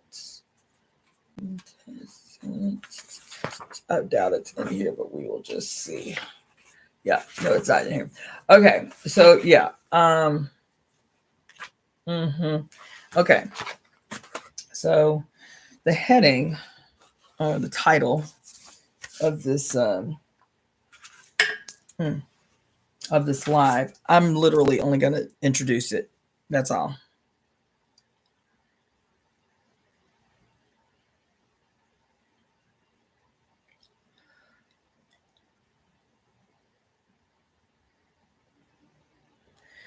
Okay. But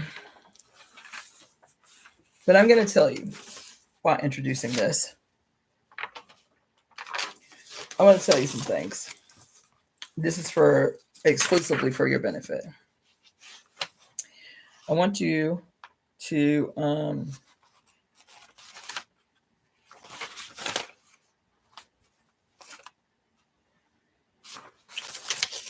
I want you all, for this week only, as an exercise to sharpen your senses. Okay? I want you all this week to be very deliberate, to be very thoughtful from the moment you open your eyes in the morning, even if you have to find a way to make it your meditation or your prayer as soon as your eyes hit the ceiling in the morning or however you wake up, right? That something to the effect of like, I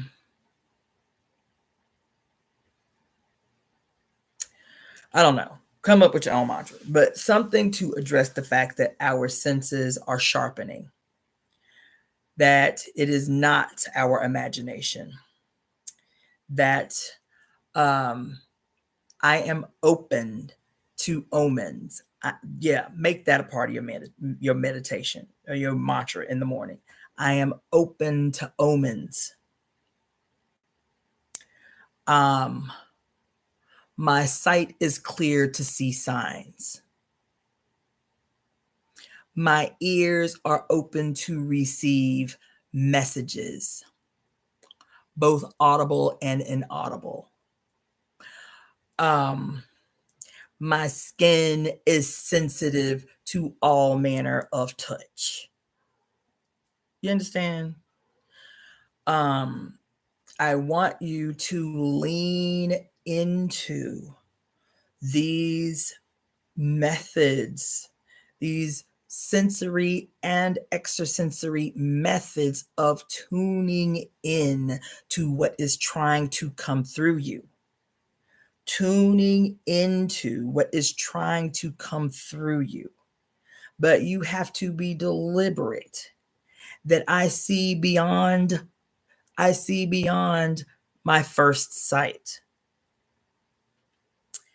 That I hear what others do not.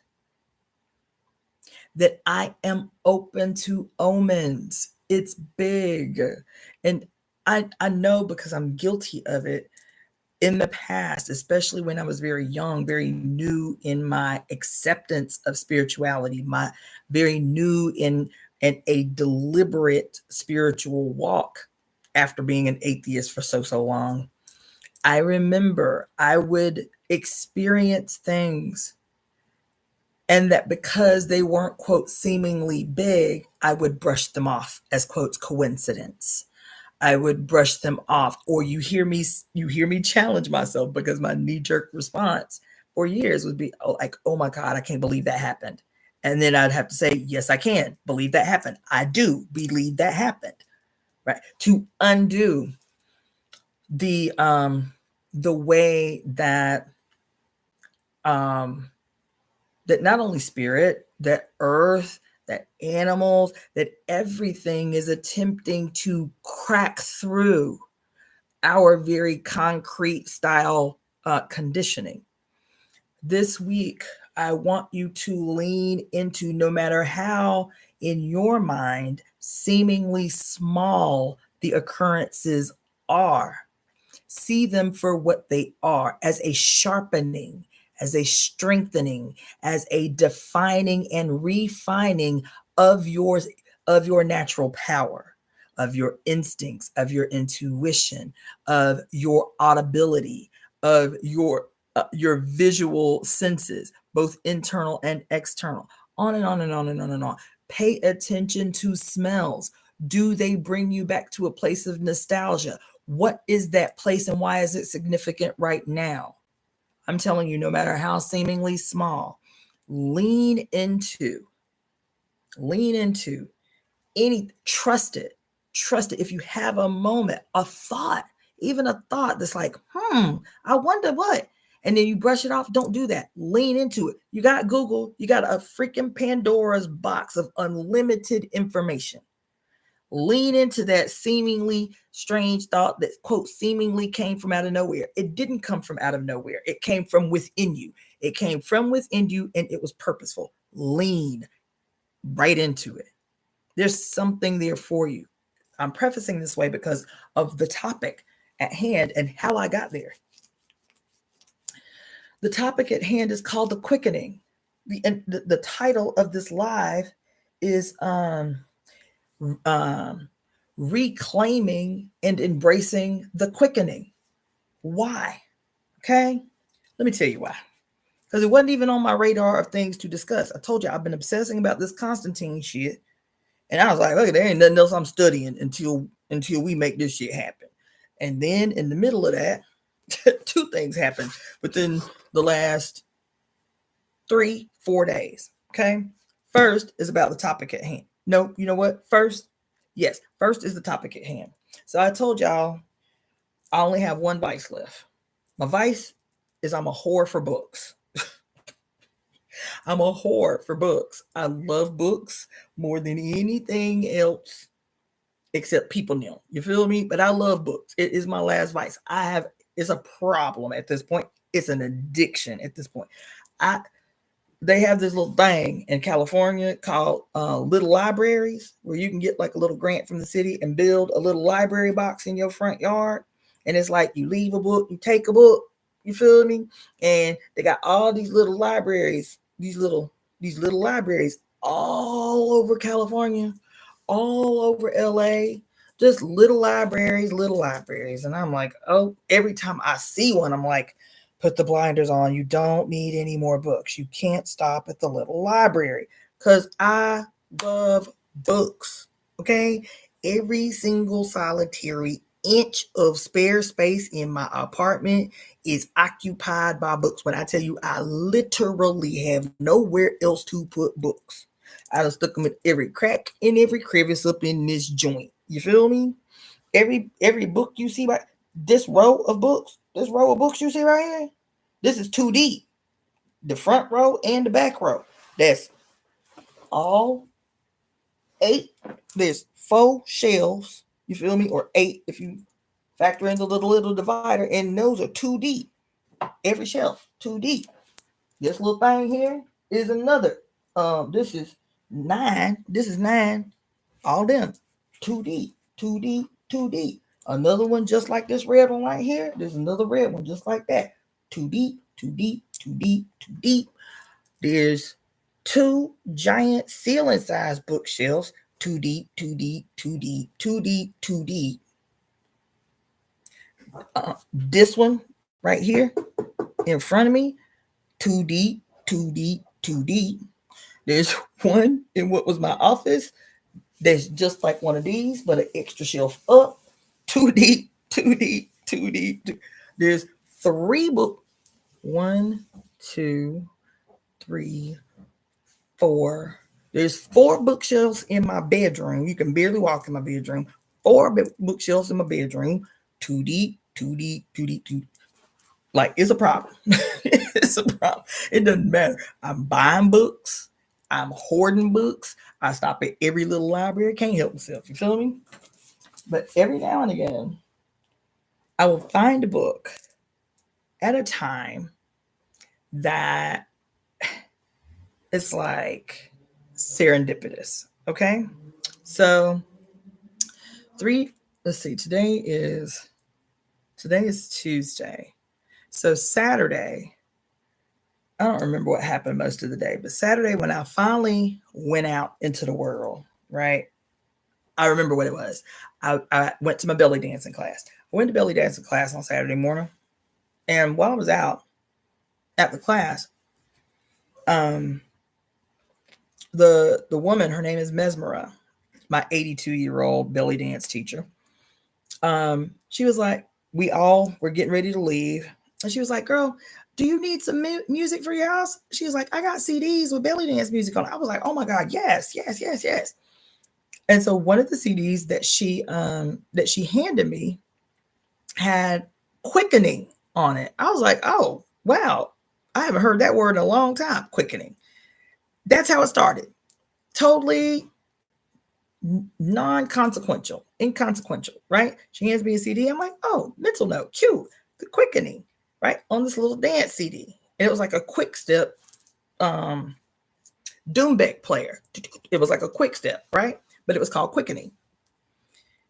I stopped 5 minutes away from where this woman lives. There is this little library that I always stop at because it always has dope ass books. I'm like, I need a new book today. Don't know why, but let me go and stop at this little library.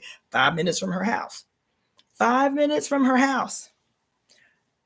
There was only one book and a few magazines, but one book in the little library. Guess what the motherfucking book was? The Quickening by Art Bell. That was the book. 5 minutes after I left that goddamn class. Okay? I said, okay, Spirit, I get it. This is a thing. Okay? So I went to sleep that night. And because I was like, okay, this is definitely something I can't ignore, but I'm not going to get into it today. So I'll put it off till tomorrow. You feel me? I went to sleep that night and I kept dreaming about lightning. Just lightning. Every scenario, there were multiple stories in my dreams, but there was lightning everywhere. I was like, damn, how is lightning? You feel me? I woke up and the first thing I thought about was calling my mama. I said, let me call my mama. Right? So I called my mama. Oh, no, that's not what happened. No, it was. Oh, no, before I called my mama, that night, after I got this book and the CD, both called The Quickening, totally unrelated. One was just fast Doombeck drumming. And then this book called The Quickening. As soon as I saw The Quickening, I instantly thought about a movie that my mom was obsessed with when I was a kid. As a matter of fact, when I was a kid and this movie came out, my mama was so obsessed with this movie that to this day, if the movie comes on anywhere, because it used to come on annually, it was really, really popular in the 80s. If the movie came on anywhere, we were stopping everything we was doing to watch this movie. To this day, my mother is obsessed with this movie. And in the movie, there is a concept called the quickening. The whole movie, the whole story revolves around this concept known as the quickening. Okay. I was like, damn. So this is the night. I'm like, damn, maybe I need to rewatch this movie that I haven't seen since I was a kid. I was like, maybe I need to rewatch this movie. Okay. So I got on my damn Fire Stick and dug through to find this movie called The Highlander. That's the name of the movie. It's called The Highlander. This was my mama's jam. Okay. When I say this was my mama's jam, there ain't too many movies that define my childhood. This movie is this is my mama's jam. Okay. The name of the movie is The Highlander. Okay. The concept revolves around these immortals who have to experience this thing called the quickening. So there's two big concepts in the movie. There is this concept called the gathering, which is an event, the gathering, and then the thing that happens to all these immortals is called the quickening. Okay. And I just had I had great memories of this movie. So I'm excited. I'm like, I ain't seen this since I was a kid. It's gonna be a nice little bit of nostalgia. Obviously, there's something Spirit want me to remember about this movie. So let me go ahead and watch this shit tonight. Y'all, this movie was awful in every possible way. It was so bad. It was so bad. I was like, what is this shit? The person that I'm housing heard me in here cackling and everything. It was so irredeemably awful. It was so bad. It was and it was damn near an all-star cast, y'all. Sean Connery is in the movie. This other dude, he is the main character. I don't remember his name though, but he was in so much in the 90s. Once you see his face, you're like, oh, I remember that guy. I don't remember his name. He the lead character. Sean Connery is his homie, you feel me? It's like his mentor, you feel me? Like there's a lot of big name actors in the child, hot garbage. It stinks so bad.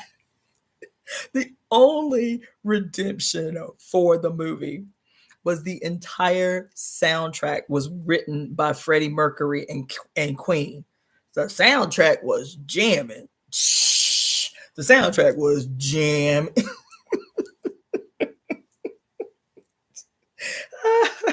Oh my God. It was terrible. Terrible. Terrible. But that soundtrack, especially because so Queen wrote every song for the movie, okay? And so even the songs that they wrote are like telling the story of this dude called the Highlander, you feel me? And his name was something MacLeod, right? From the MacLeod clan. He was Scottish, right? Baby. I will never forget the movie. Sage Page say that's my movie. Get the hell out of here. So let me tell you what happened. Let me go ahead and wrap this up. Tell you what happened. So I'm watching this movie. There ain't no special effects. Okay, you can even see the guy when he's going through the quickening. You can see his ass strung up, hoisted up. You can see the strings. You can see the fight scenes, the choreography for the fight scenes. I said I can swish a sword better than that. Oh my God. The choreography for the fight scenes was so bad. Just so bad. The what you call them? The body doubles. I said, God damn. And this movie was so popular, they eventually made a number 2 and a number 3, and they did a 6-season series called The Highlander based off this movie. This movie was a cult classic. I watched that shit up in here Saturday, like, what in the absolute hell is going on in the universe, child? I was so distracted, I could barely get to the essence of what it was Spirit wanted me to see up in that shit. I have to rewatch it because I was like, this, all I kept doing was complaining through the whole movie, like, what the fuck is this shit? This shit crazy. The acting, oh my God. The female co-lead, I was like, if this bitch scream one more time, I'm throwing my TV away. She just kept screaming. The two women, all the whole roles, the whole significance was just to scream. Not move, not run, not go nowhere, just scream. Yo, I was up. If there could have been a hidden camera on me up in here, I was up in here subdued. I said, what the fuck? Fucking crazy. The movie was crazy. The movie was crazy. The movie was crazy. Okay. So I watched this madness went to bed with an attitude. Because I sat at the table, turned on the movie with a pen and paper, ready to take notes about what it was that Spirit wanted to get from me in this previous, during the day, free book called The Quickening and a Doombeck drum CD with The Quickening written on it. You feel me? So I went to sleep, had all the crazy dreams about the lightning and the this and the that, because I saw the Highlander the night before. So lightning is plays a huge role in the movie, in The Quickening. You feel me? Wake up the next morning. I said, let me call my mama before I even get busy. Let me call my mama about her movie, about her whack ass movie. So I called my mama in the morning. I said, Mama, let me tell you something about you. She said, girl, what I do now? I said, you ain't do nothing. I said, but, I was having a moment of nostalgia. And I said, you know what? Let me, because I don't talk spiritual stuff to my mama. I told her it was, a moment of nostalgia. I said, let me watch The Highlander. That was my mama's favorite movie. Oh, let me tell you, before I get off, The Highlander, though, it sets a stage because it's black screen. You feel me? And you know how back in the days, the credits used to be in the beginning, not the end. You feel me? Or you had short credits in the beginning, and then you had longer credits in the end. So as the intro credits, come up, right? The first thing you hear is Freddie Mercury and no music. Here we are. And then the music comes in. Born to be kings, we're the masters of the universe. That's a jamming song. I'm telling you, the soundtrack was the only thing that redeemed that movie because every song is great. And it's perfectly timed to the scene. So there's a scene with a bad guy, right? The bad guy, his name is Kruger. The bad guy is in a Catholic a Catholic church, right? And that's supposed to be neutral territory. Can't nobody do nothing on church grounds. You feel me? But he went in there. He's like, I ain't gonna do nothing, but I'm gonna cause a ruckus up in here. I'm gonna disrupt this shit. You feel me? And so he's making all this noise and he's cutting the clown or whatever. And the priest comes up to him and he's like, this is a house of worship. People in here trying to pray. And he said, oh yeah, y'all trying to pray? He said, it's the only, because it's so corny, but it's so good because it's nostalgia. I remember this more than anything when I was a kid. So this ugly dude, he's like soul punk rock. He's got safety pins, in his neck and like this weird ass side mohawk or whatever. He's like, oh, y'all in here trying to pray? Well, I got something to say. It's better to burn out than fade away. God. Oh my God, this movie. Here we are, born to be kings. We're the masters of the universe. I haven't seen any of the series, but my mom suggested I watch the series. So I called my mama the next morning. I was like, let me tell you about you. I said, I watched The Highlander last night. She said, you did? She got so hyped. She said, you did? I said, yes, ma'am, I did. I said, Mama, I couldn't remember. I didn't remember. I was all hyped to see the movie. Chad, I said, Mama, it is the worst thing I have ever seen. I said, like, I be real nostalgic about old movies, especially like from the 70s and 80s. You had to be really good at acting because you didn't have great special effects. So all the movies are great, even though the special effects are trash, right?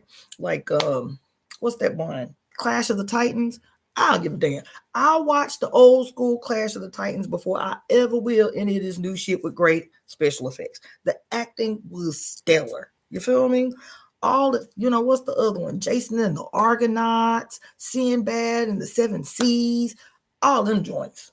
I watched them joints. They were still using claymation for the special effects. So the special effects was janky. I'll watch them any day over any remake that's been done. You feel me? So I was expecting the same thing when rewatching The Highlander. Cha. And I got to rewatch it because there's obviously something here for me to have gone into this deep dive over the last 4 days that I have gone into it, and I have taken about 16 motherfucking pages of notes just on the concept of the quickening. You feel me? Plus, in the description box below, I have attached several websites on this concept of the quickening. So my mama was like, look, you ain't gonna ruin it for me. You be looking too deep. You just be looking too deep. I love the movie for the sheer nostalgia and entertainment, and you ain't about to sway me. I was like, I ain't trying to sway you, mama. I'm just trying to tell you, this is the first time I've watched this movie in 20 years or so.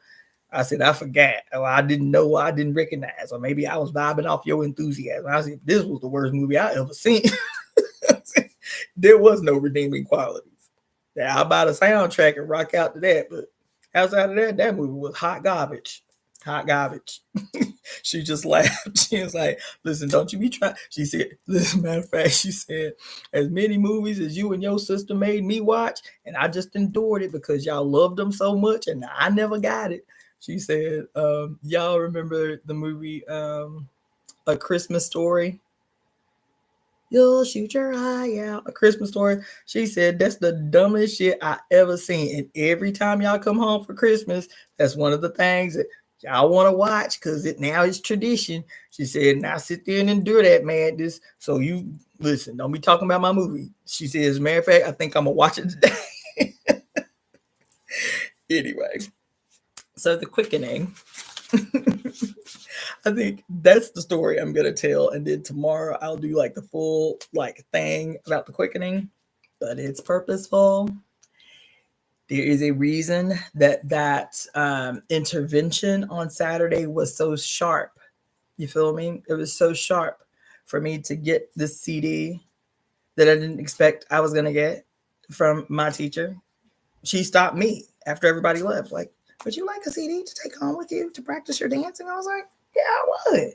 And she had a bunch of little CDs that were, they were dubbed. They weren't original CDs, just like blank CDs that she wrote on. And she was like, "Ooh, try this one." And it's called Quickening, and it's a Doombek dance thing, quick step. I was like, okay, cool. Literally right around the corner from her house. The only book in the little library was the Quickening. Now, let me say that other intro to this that I was telling you. Pay attention. I am open to omens. This is a part of the sharpening of senses. I am open to omens. I am open to signs. You understand?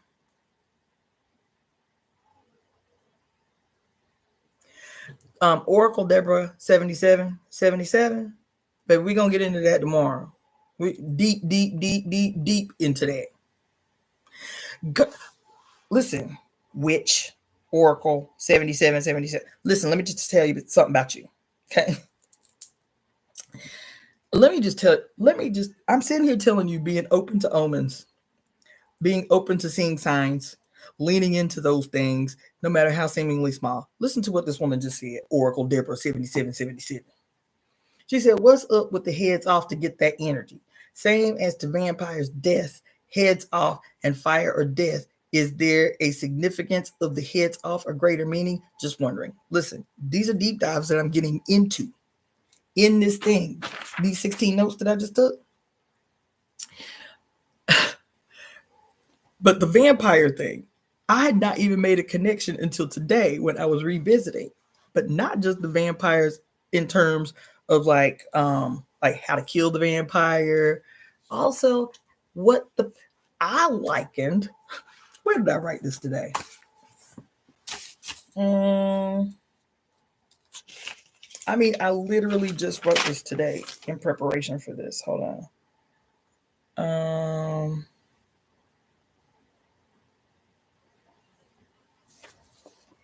Damn. Oh, here it is.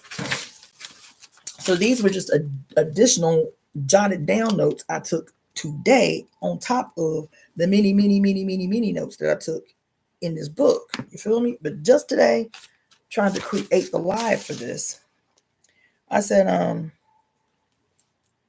vampires.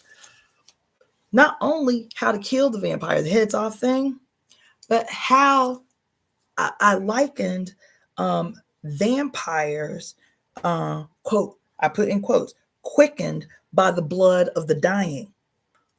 Quickened by the blood of the dying, right? So you see those scenes where the person who's been bitten by a vampire, but that person is going to be turned, right? The person has been bitten by the vampire, right? They're about to die, okay? Or they think they actually are about to die. They're about to experience a death. Fuck.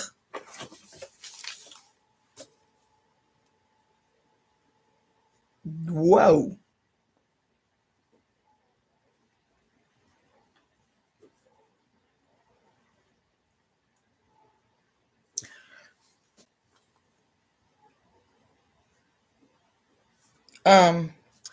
They're about to die, right? Even though they're about to be turned, they're about to die. But at the same time that the victim is about to quote die, what happens with the vampire, right? They can only quote drink living blood. Motherfucker.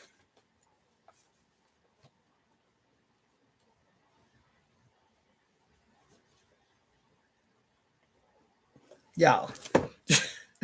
they can only drink living blood. So you'll see those movies where the mentor vampire teaching the new person how to be a vampire say you got to stop before the heart stops, right? You got to stop drinking before the heart stops because you can't drink dead blood. You got to drink living blood, right? And so I likened you've seen the movies where like the vampire, the new vampire especially, right? When they killing their first human or drinking the first human blood, they're like in a frenzy, they're like borderline insane. They're in a frenzy, right? I likened that frenzy of the death and the drinking of the blood to the quickening, because the quickening in what you was just talking about in the movie, the quickening, they can only experience the quickening through murder. QB says quickening also alludes to time. Is quickening an addition of time in a certain state of being? It also keeps thinking of gestational quickening. So y'all asked me a bunch of questions that I told you I'm gonna answer tomorrow. I ain't gonna be up on here till it's already 3 hours. All right, so pump the brakes on your questions, because all of that we're gonna be talking about. We're gonna be talking about where the word first showed up in human society and a bunch of other stuff that y'all ain't gonna believe. But when I tell you, let me show you the notes on my notes on quickening. But anyway, I did want to say that to Oracle Deborah 7777. You feel me? All the things y'all are saying. Yes. That's why you got to come back tomorrow when I do the actual thing for it, because I got off on this other thing that I didn't intend to, but it was necessary. There was word there for it. But in preparation, there are articles that I posted in the description box below this video. You should click on those links. There are a couple of articles that I will be referencing since I'm doing this tomorrow. There are a couple of articles that I referenced that were really, really revealing, really, really good, really good, really good. Like one of the articles is entitled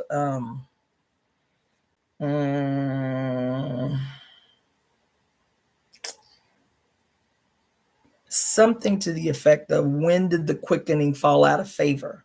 This is talking about gestational quickening. I had no idea. Just the politics and the history around gestational quickening.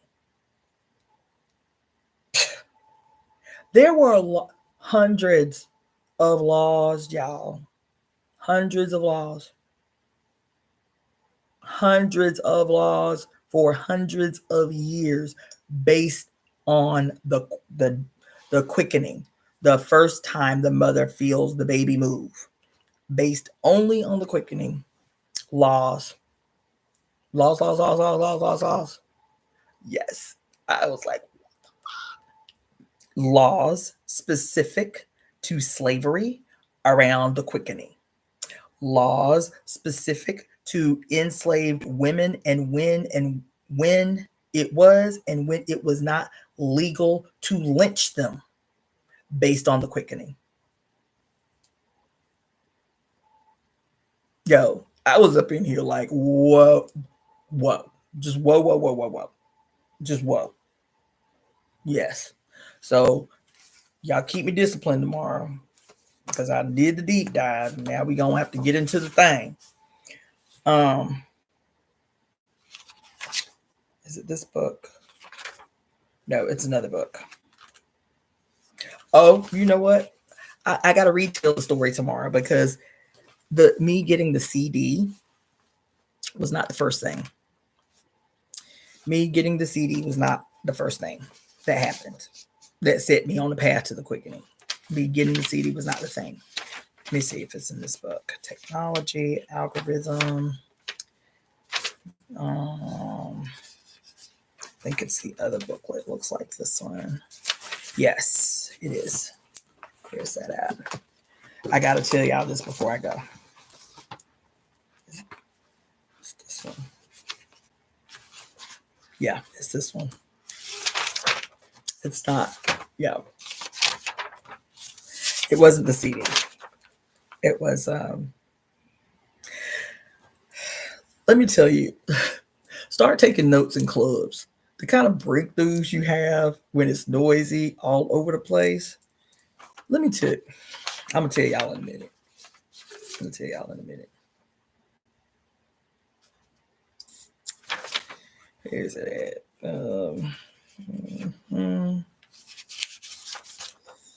Yeah.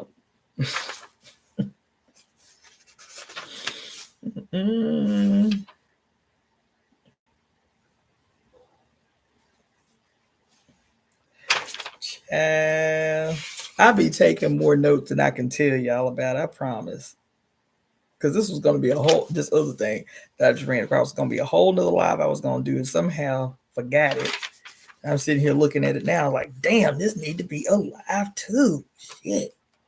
Damn, is this the book? I thought it was the book. Where's the one with the trinkets and shit?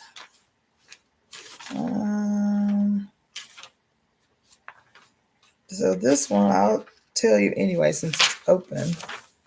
I'm going to have to do a series called Bad Birds. 5 pages back and front of notes about, quote, the concept of bad birds. How I came upon it, how it arrived, I don't know. I was in a club, turned up. I don't even know how the birds came into my cipher in the middle of the club. Sat down and started writing. Child. Maybe it was an article or something. I don't know. But I wrote this to say I have to do a live specifically on, quote, bad birds. That shit is gonna rock your whole life. I'm tempted to tell y'all now, but I ain't going to. It's 5 fucking pages of notes on bad birds. On bad birds. In the history of identifying birds as bad. Yo.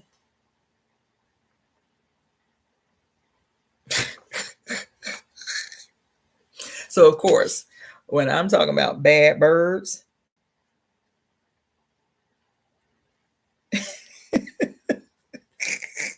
I'm talking about bad birds. Of course, the first thing I think is the I-me-I-J. So I was like, oh no, I really got to get into this. I don't know how it came up in the club, but whatever. I sat down and the first bird I wrote was crows because they all controversial because, you know, a group of crows is called a murder, right? I was like, damn, what other birds got crazy ass names like that or something like that? I started going through the birds and I wrote all the birds that had bad group names. Yeah, listen, like 40 something groups of birds with, quote, bad names. Like a group of crows is a murder. You feel me? Okay. Anyway, it's not a book. Where is the book that I wrote that in?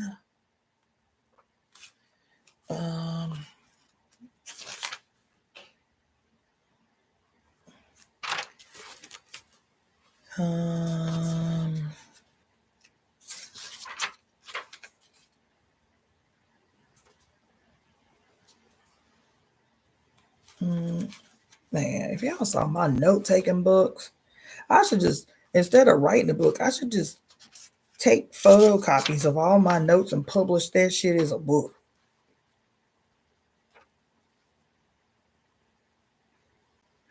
So y'all can see the madness, the method in the madness. So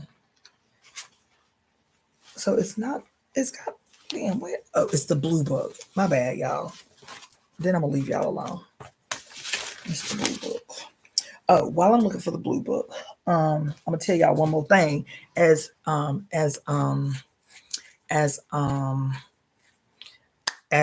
again, what I was saying about being open to omens, seeing the signs, like, seeing the majesty in the seemingly mundane, no matter how seemingly small. Lean into it, pay attention to it, dig deeper. Right?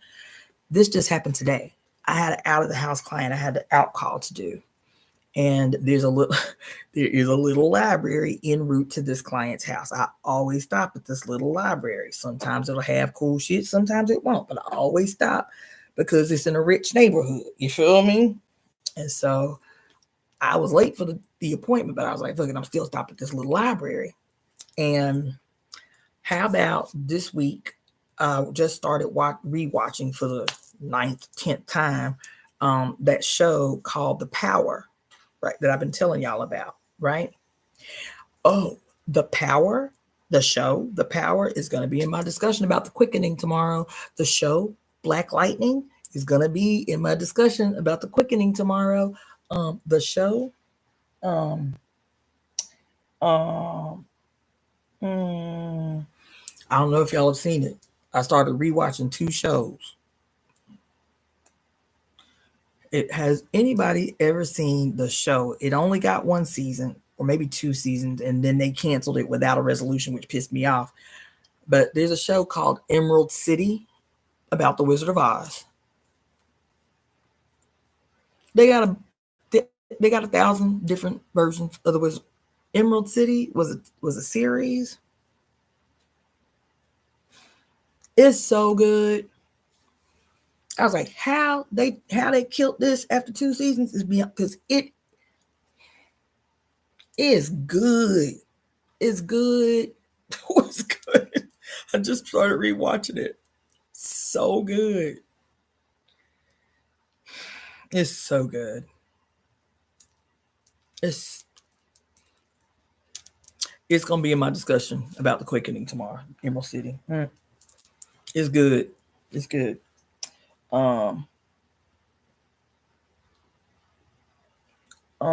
What else? There are like 25 books that have been written called or named The Quickening. Fantasy, magic, drama. This one, I have a whole lot to say about this book that I just found last Saturday in the little library. I got a whole attitude about this book. Okay. But in line with that, paying attention, seeing the signs, right? Of course, I scribble notes on every page. It's like maniacal. I scribble notes. I keep multiplicities and varieties of, like, what you call these things? Sticky. I don't know what you call these things. What you call these things? Anyway, these post-it note things. Almost every book look like that. Feel me? So yes, tabs, right? So little library today en route to my client at 6 o'clock. I was like, I'm stopping. Oh, the reason I was saying about the shows is because I just started watching The Power again because I was like, damn, this sounds like The Power. You feel me? The Quickening sounds like The Power. I'll explain later. But in a scene, and I've told y'all this before, there is a scene in the first episode of The Power, either the first or the second episode of The Power. There's several scenes, but this one in particular is when the young Nigerian kid goes as an independent journalist to, I think he's in Saudi Arabia, where the power has, taken hold and the government has banned the use of the power. This girl gets beat up by this boy who sees her hiding in an alley using the power. It sets off a spontaneous movement. And so all of these women and their male allies are marching through the street because this girl gets brutalized because she used the power in public, and a teenage kid beat the crap out of her, right? In this scene, now, after marching through the streets all day, there are thousands and thousands and thousands and thousands of women on the street, and they are being faced off by the police and the military and tanks and shit, right?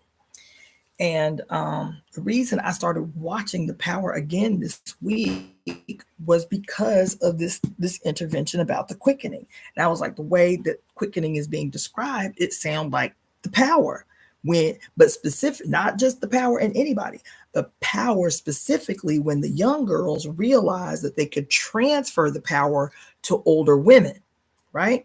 So that experience, when the girls are able to transfer the power to women, because it's only young girls, it was only pubescent girls that were getting the power, that were naturally getting the power.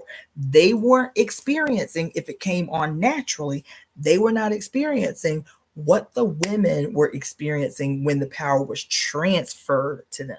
Their experience was totally different. That scene reminded me of the quickening. That's why I started watching rewatching the show this week for the umpteenth time. You feel me? So thinking about that, going back to that, there's a scene where all these Arab women are marching in the streets, and this woman screams out of the window, "Help me, help me." Her husband is holding her hostage, got her locked in the house. These women go up, rescue the woman, beat the man up, you feel me, with the power, and bring her downstairs. She's a middle-aged woman, so she ain't got the power. That's why he was able to hold her ass hostage in the first place. You feel me? They bring the woman down into the street, and she's surrounded by all these women, right? And all of these women at one time start putting their hand on her collarbone to transfer the power to her. And I'm getting chills just telling y'all this. And you see this moment of literal orgasmic ecstasy when she raises her hands up like she's praying. And once she gets the power, you can see her just completely overcome. And then as she's overcome, all the women are overcome. And then they all started giving it to each other. Every woman that didn't have it, some woman was giving them the power. Ooh, powerful, powerful scene. I cry every time, right? And so I was thinking about that scene, thinking about the transfer of the power, what it looked like. It looked like what is explained in certain areas about the quickening. And so after they give this woman the power, they rescue her, they continue their demonstration. They're facing off with all these men and tanks and with guns and riot gear and all of this stuff. And the men keep saying, if y'all don't turn around, we're going to open fire. If y'all don't turn around, we're going to open fire. And so one of the dudes takes his assault rifle and shoots up in the air to scare the women. And everybody hits the ground except one old woman. So hundreds of people on the ground after the gunfire goes off. She is an old woman. She stands up because she sees the face of the man holding the gun that done fired the shots. And she says, Rashid, this is her grandson, child. Her grandson up on the motherfucking tank, firing warning shots at a bunch of unarmed women. And she said, Rashid, boy, let us by. We're just trying to get by. Why are you doing this? And then she says, don't you all know? Shame on you. Shame on you. Don't you know that paradise is beneath your mother's feet? That's what she said to all the men. Shame on y'all. Don't you know that heaven lies below your mother's feet? I just watched this day before yesterday in this deep dive with the Quickening. Don't you know that scene moves me every time? This old woman standing up in the midst of all these people on the ground, all these men in tanks and shit with guns. Don't you know that paradise lies beneath your mother's feet? That's what she said. Paradise lies beneath your mother's feet. That's what she said, right? Just watch that in this 4 days, since Saturday, 4-day deep dive into the Quickening, rewatching all of these movies that have the evidence of the Quickening. You feel me? How about a few hours ago, I go to treat this person at his house, stop at the little library, you feel me, to see what I can find in the little library. Look what I found in the little library today at 6 o'clock. Paradise beneath her feet and how women are transforming the Middle East. That happened today in the 4 days since I got this call to do something on the Quickening, that it was going to mean something to somebody. That it was going to be important to somebody. Oh, I know where the book is. It's in my damn... I'm not going to get it. It's in my purse. The book that I took the notes in. Yeah, it's in my purse. I thought I brought it over here. It's in my purse. Child, that happened today.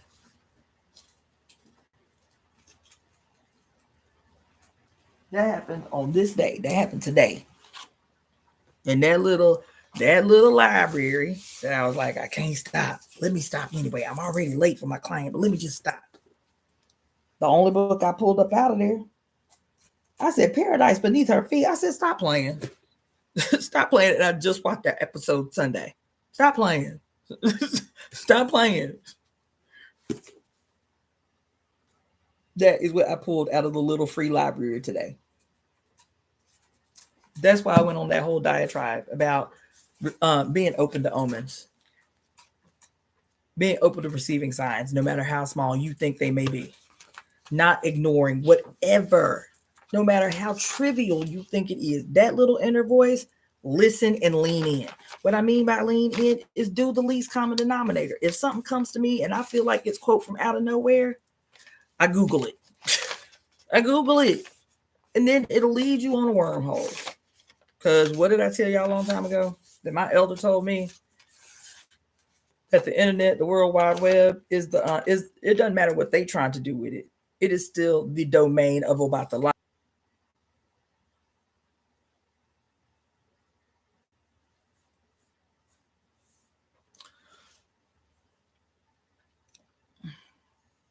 That must be a sign for me to go because these police playing with my damn internet. The domain of Obatala, Obatala,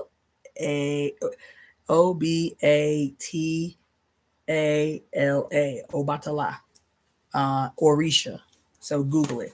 Orisha, Obatala, Obatala, Obatala. And Obatala is a representation of the white light in your head. You know, when you meditate or you go to like a yoga class and they tell you, or a meditation class, they tell you, imagine a bright white light in your head and it comes down to your throat and that's the white light in your head. In Ifa tradition, your head or your Ori, right? Your head is your first God on earth.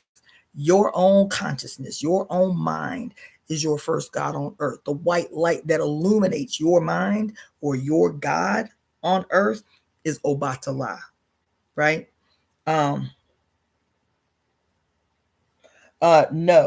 Obatala is the one that is said to have changed the gender of a Legba in the womb, or Eshu. Obatala is said to have changed Eshu's gender from female to male in the womb. But even Obatala, there are a lot of stories about Obatala being both genders. Anyway, I don't want to get too far off in that. But so doesn't matter. Use the internet for what you need it for. Use the World Wide Web for what you need it for, because spirit is going to have its way even up in here. You feel me? Okay. Let's see. And so the Here it is. So this was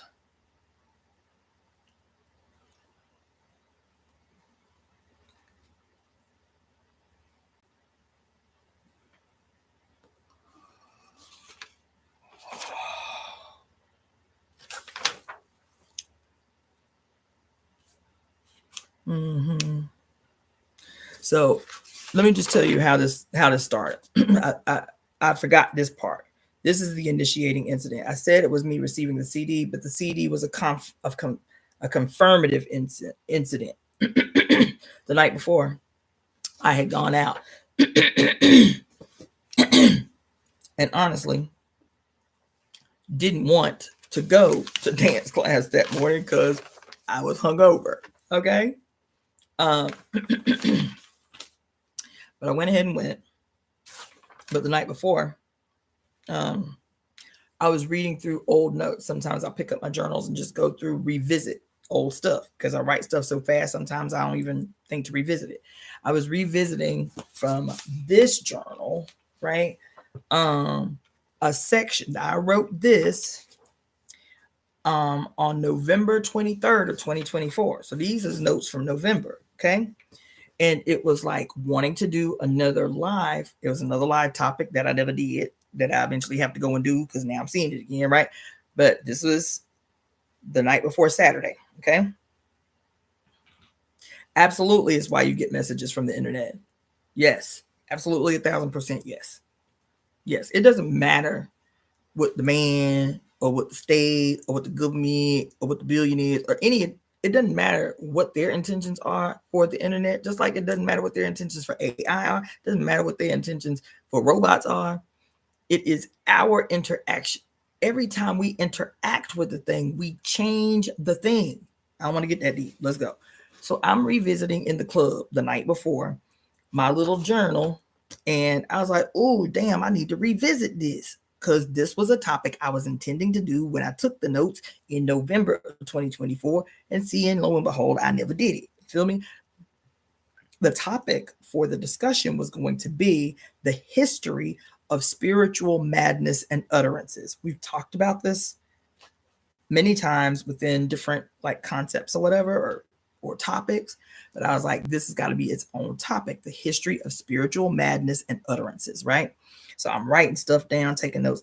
So this is Saturday now, or Friday night. I'm re-looking through these notes. I'm like, oh yeah, that was a good one. Okay, cool. Yeah. Yep. Movies that I needed to revisit around the evidence of spiritual madness and utterances. Yeah. So movies that I put down that I needed to rewatch to, as reference material for madness and utterances. The Boys, the Eternals, the Black Panther, all the Marvel movies, especially Thor and Doctor Strange, Shazam, right? These are movies that I wrote down around my deep dive into spiritual madness and utterances, right? And so I was going on in these notes. Here it is. Okay. What did I say?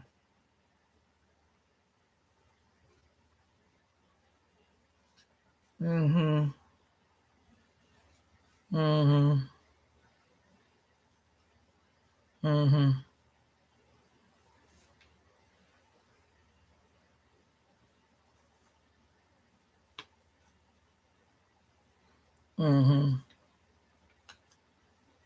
Yep. Okay. So I was talking about, this is again November 24 of 2024. I'm just rereading these notes this past Friday. Okay, but this was from November. This is actually right after we did that ceremony on November 19th. So it was like some little follow-up notes that I was just taking for myself about some of the things I wanted to do after that ritual, somebody I talked to, whatever. Then I was saying,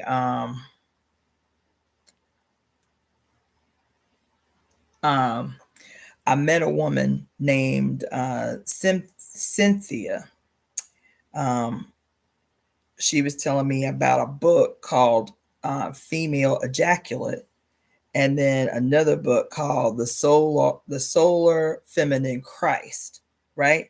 And in response to these book suggestions that she made, I said, that I need to write a book called The Quickening to the Aquarian Age, right? And the quickening means showing signs of life. That's the original meaning, right? Or I won't get that deep into it. And then revisit the video about entering your villain era, right? Quickening means to bring to life or to vivify or to enliven, right? And then I took some notes. This is in November of 2024. And this was as a part of, right, like live topics that I was going to do that I never did, right? So this past weekend was her reminding me, like, bitch, you were supposed to do this. You feel me? Because a lot of these notes I obviously retook because I put all the little etymology, this and that, this and that, this and that, this and that. So I just, that's all it was I was in the club just kind of rereading through my little journal of notes. You know, everything was in here from November 2024 that I just rewrote this week, right? Da da da da da. The quickening, to vivify, to resuscitate, to revive, da da da da da. Now, that's all I'm gonna say about that, except this. Is that just from that little intervention, which is not going to be anything even close to what I'm doing tomorrow.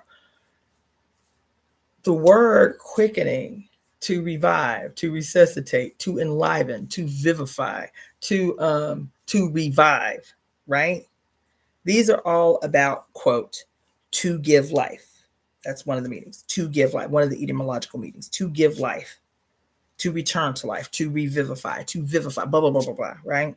So when the Bible is talking about the quickening of the Holy Spirit, right? When the quickening in its original form being the possession of the mother, because the origin of the quickening is about gestational quickening, and it's very, very, very old, right? The concept or the origin of the quickening, signs of life, to give life to, right? Signs of life and to give life to is gestational quickening.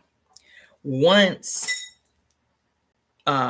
Christianity, aka Catholicism, takes over every single solitary possible attribute of the mother to superimpose it on the son, right? Its meaning becomes the exact opposite, just like everything else. So where Jesus is concerned, or the Holy Spirit is concerned, or this movie The Highlander is concerned, or the sister mentioned vampires are concerned, when the concept of the quickening is in possession of males, it is even get a little bit more controversial. The concept of zombies. The concept of zombies, the concept of vampires are metaphors for the concepts of Christianity itself. Not just Christianity, well, mostly Christianity, but not exclusively all Abrahamic religions, if you have me tell it, but definitely Christianity. All vampire movies and concepts, all zombie movies and concepts are about are metaphors for Christianity, because where the quickening of the Holy Spirit is concerned, the quickening of the Holy Spirit, the reason that you, quote, need the quickening, right, is because you are because you are born in sin. Essentially, the Bible tells you are born dead. You are born doomed. That's what the Bible says. You're born doomed. But what does doomed mean? You are born dead. The Bible says that you are essentially the walking dead until you are, quote, reborn in the blood of Jesus. Jesus is dead. But they also called Jesus, what do they call him? Oh, I don't want to misquote, but they call what? The owner of the living blood. Isn't that what they call Jesus? The owner of the living blood. What did I tell you about the vampires? That they can only drink living blood. They can only drink living blood. Aren't vampires the Walking Dead? Aren't zombies the Walking Dead? They're animated, but they're still dead. So are we the vampires and zombies? Are we the vampires and zombies as metaphors for what is required in the death cult known as Christianity? Yeah. What does the Bible say? That from the time you are born, you are walking dead. And that the only thing that will, quote, vivify you or give you life is the blood of Jesus. And once you receive the blood, once you, quote, are, what does it say? Reborn in the blood of Jesus. Once you are reborn in the blood of Jesus, only when you are reborn in the blood of Jesus, only when you saved, only when you are reborn in the blood of Jesus can you experience the quickening of the Holy Spirit. So in Jesus's theft of the mother's story, in the mother story, the quickening is a sign of life. It is a sign of things to come. It is a sign that this is real and this is what is to come. Life is guaranteed through the quickening. You feel me? In the mother. In the father-son death cult religion, you only receive, quote, the quickening or the signs of life after you have been born in the blood of Jesus. He is who is the container of the living blood. You feel me? That before you, quote, get saved, right? You are dead. You are dead. Well, vampires are, quote, the animated dead or, quote, the living dead, right? Because they dead. That's why they're immortal, because they dead. Oh, fuck.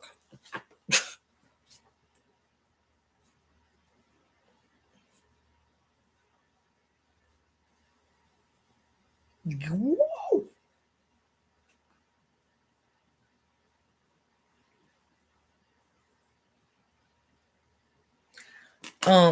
They already died once, so they ain't gotta die again.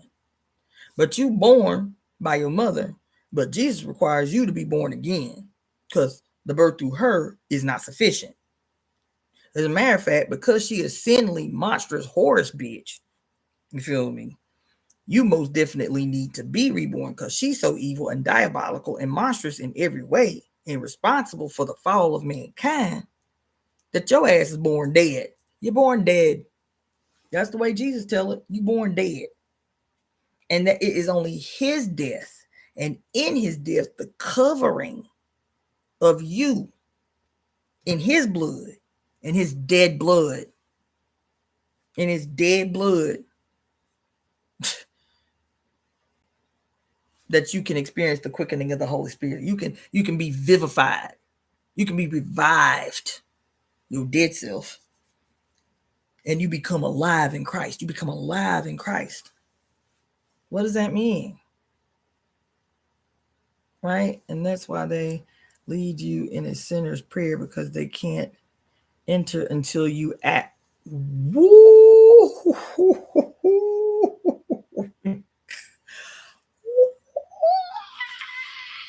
Yeah. Damn.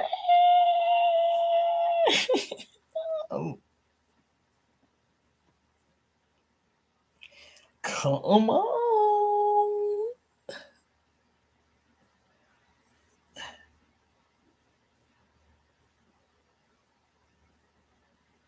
Yo.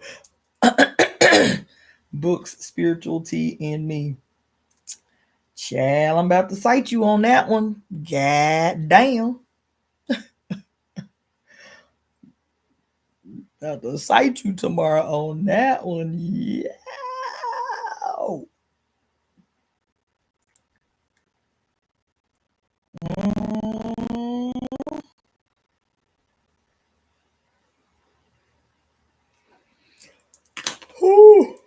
Listen. So anyway, It's gonna get deep tomorrow, so we're gonna have to set aside a chunk of time to and I love these interventions. I love these interventions. Yes. Yes. That was hard shit. Books tea, spiritual tea in me. That was gangster. That was gangster. Yo. I haven't seen it. Oh, I saw the billboards that said it's not being released until the 18th. Is it out already? With Michael B. Jordan, the movie center. I thought the billboard said the 18th because I'm planning on going to movies to see that one.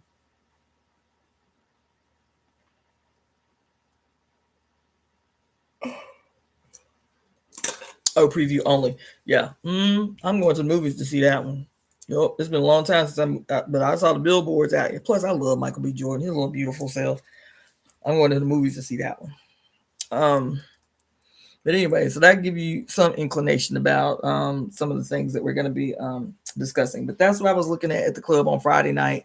Go to dance class on Saturday morning. She gave me a little handwritten CD talking about quickening. I'm like, oh shit, I was just reading that in my old notes from last night. And then around the corner, the book called The Quickening in the little free library.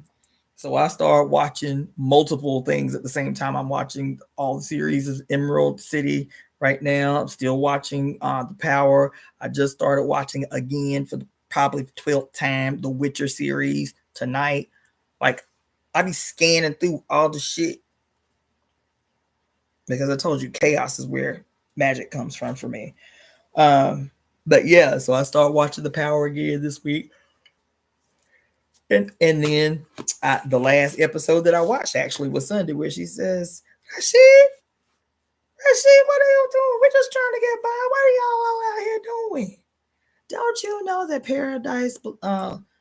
that paradise lies beneath your mother's feet? What the hell y'all doing to these women out here? Paradise lies beneath your mother's feet. The trailers for what? One of the trailers for the center? It's called Let Me In.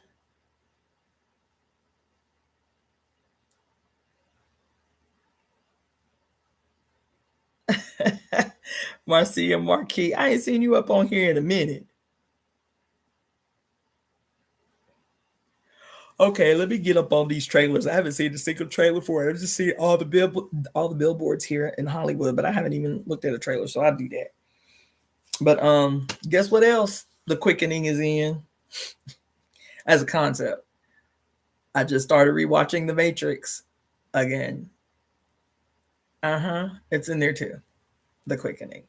Baby, when I'm telling you, she got us on one. And I am doing this not just for entertainment's sake or not just because quickening I thought would be a cool topic. And since the mother got something to say about it, obviously, right, that I would just do another topic. You feel me?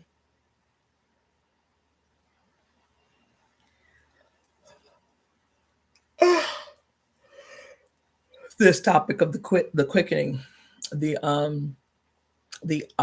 idea and the concept of the quickening, especially when you start reading the legal ramifications, the historical and legal ramifications of the concept of the quickening. Y'all mind about to be blown, man. I'm just telling you, my mind is still blown. I took notes at a restaurant for 5 hours on Sunday. I had brunch at a restaurant I'd never been to, but the DJ was dope.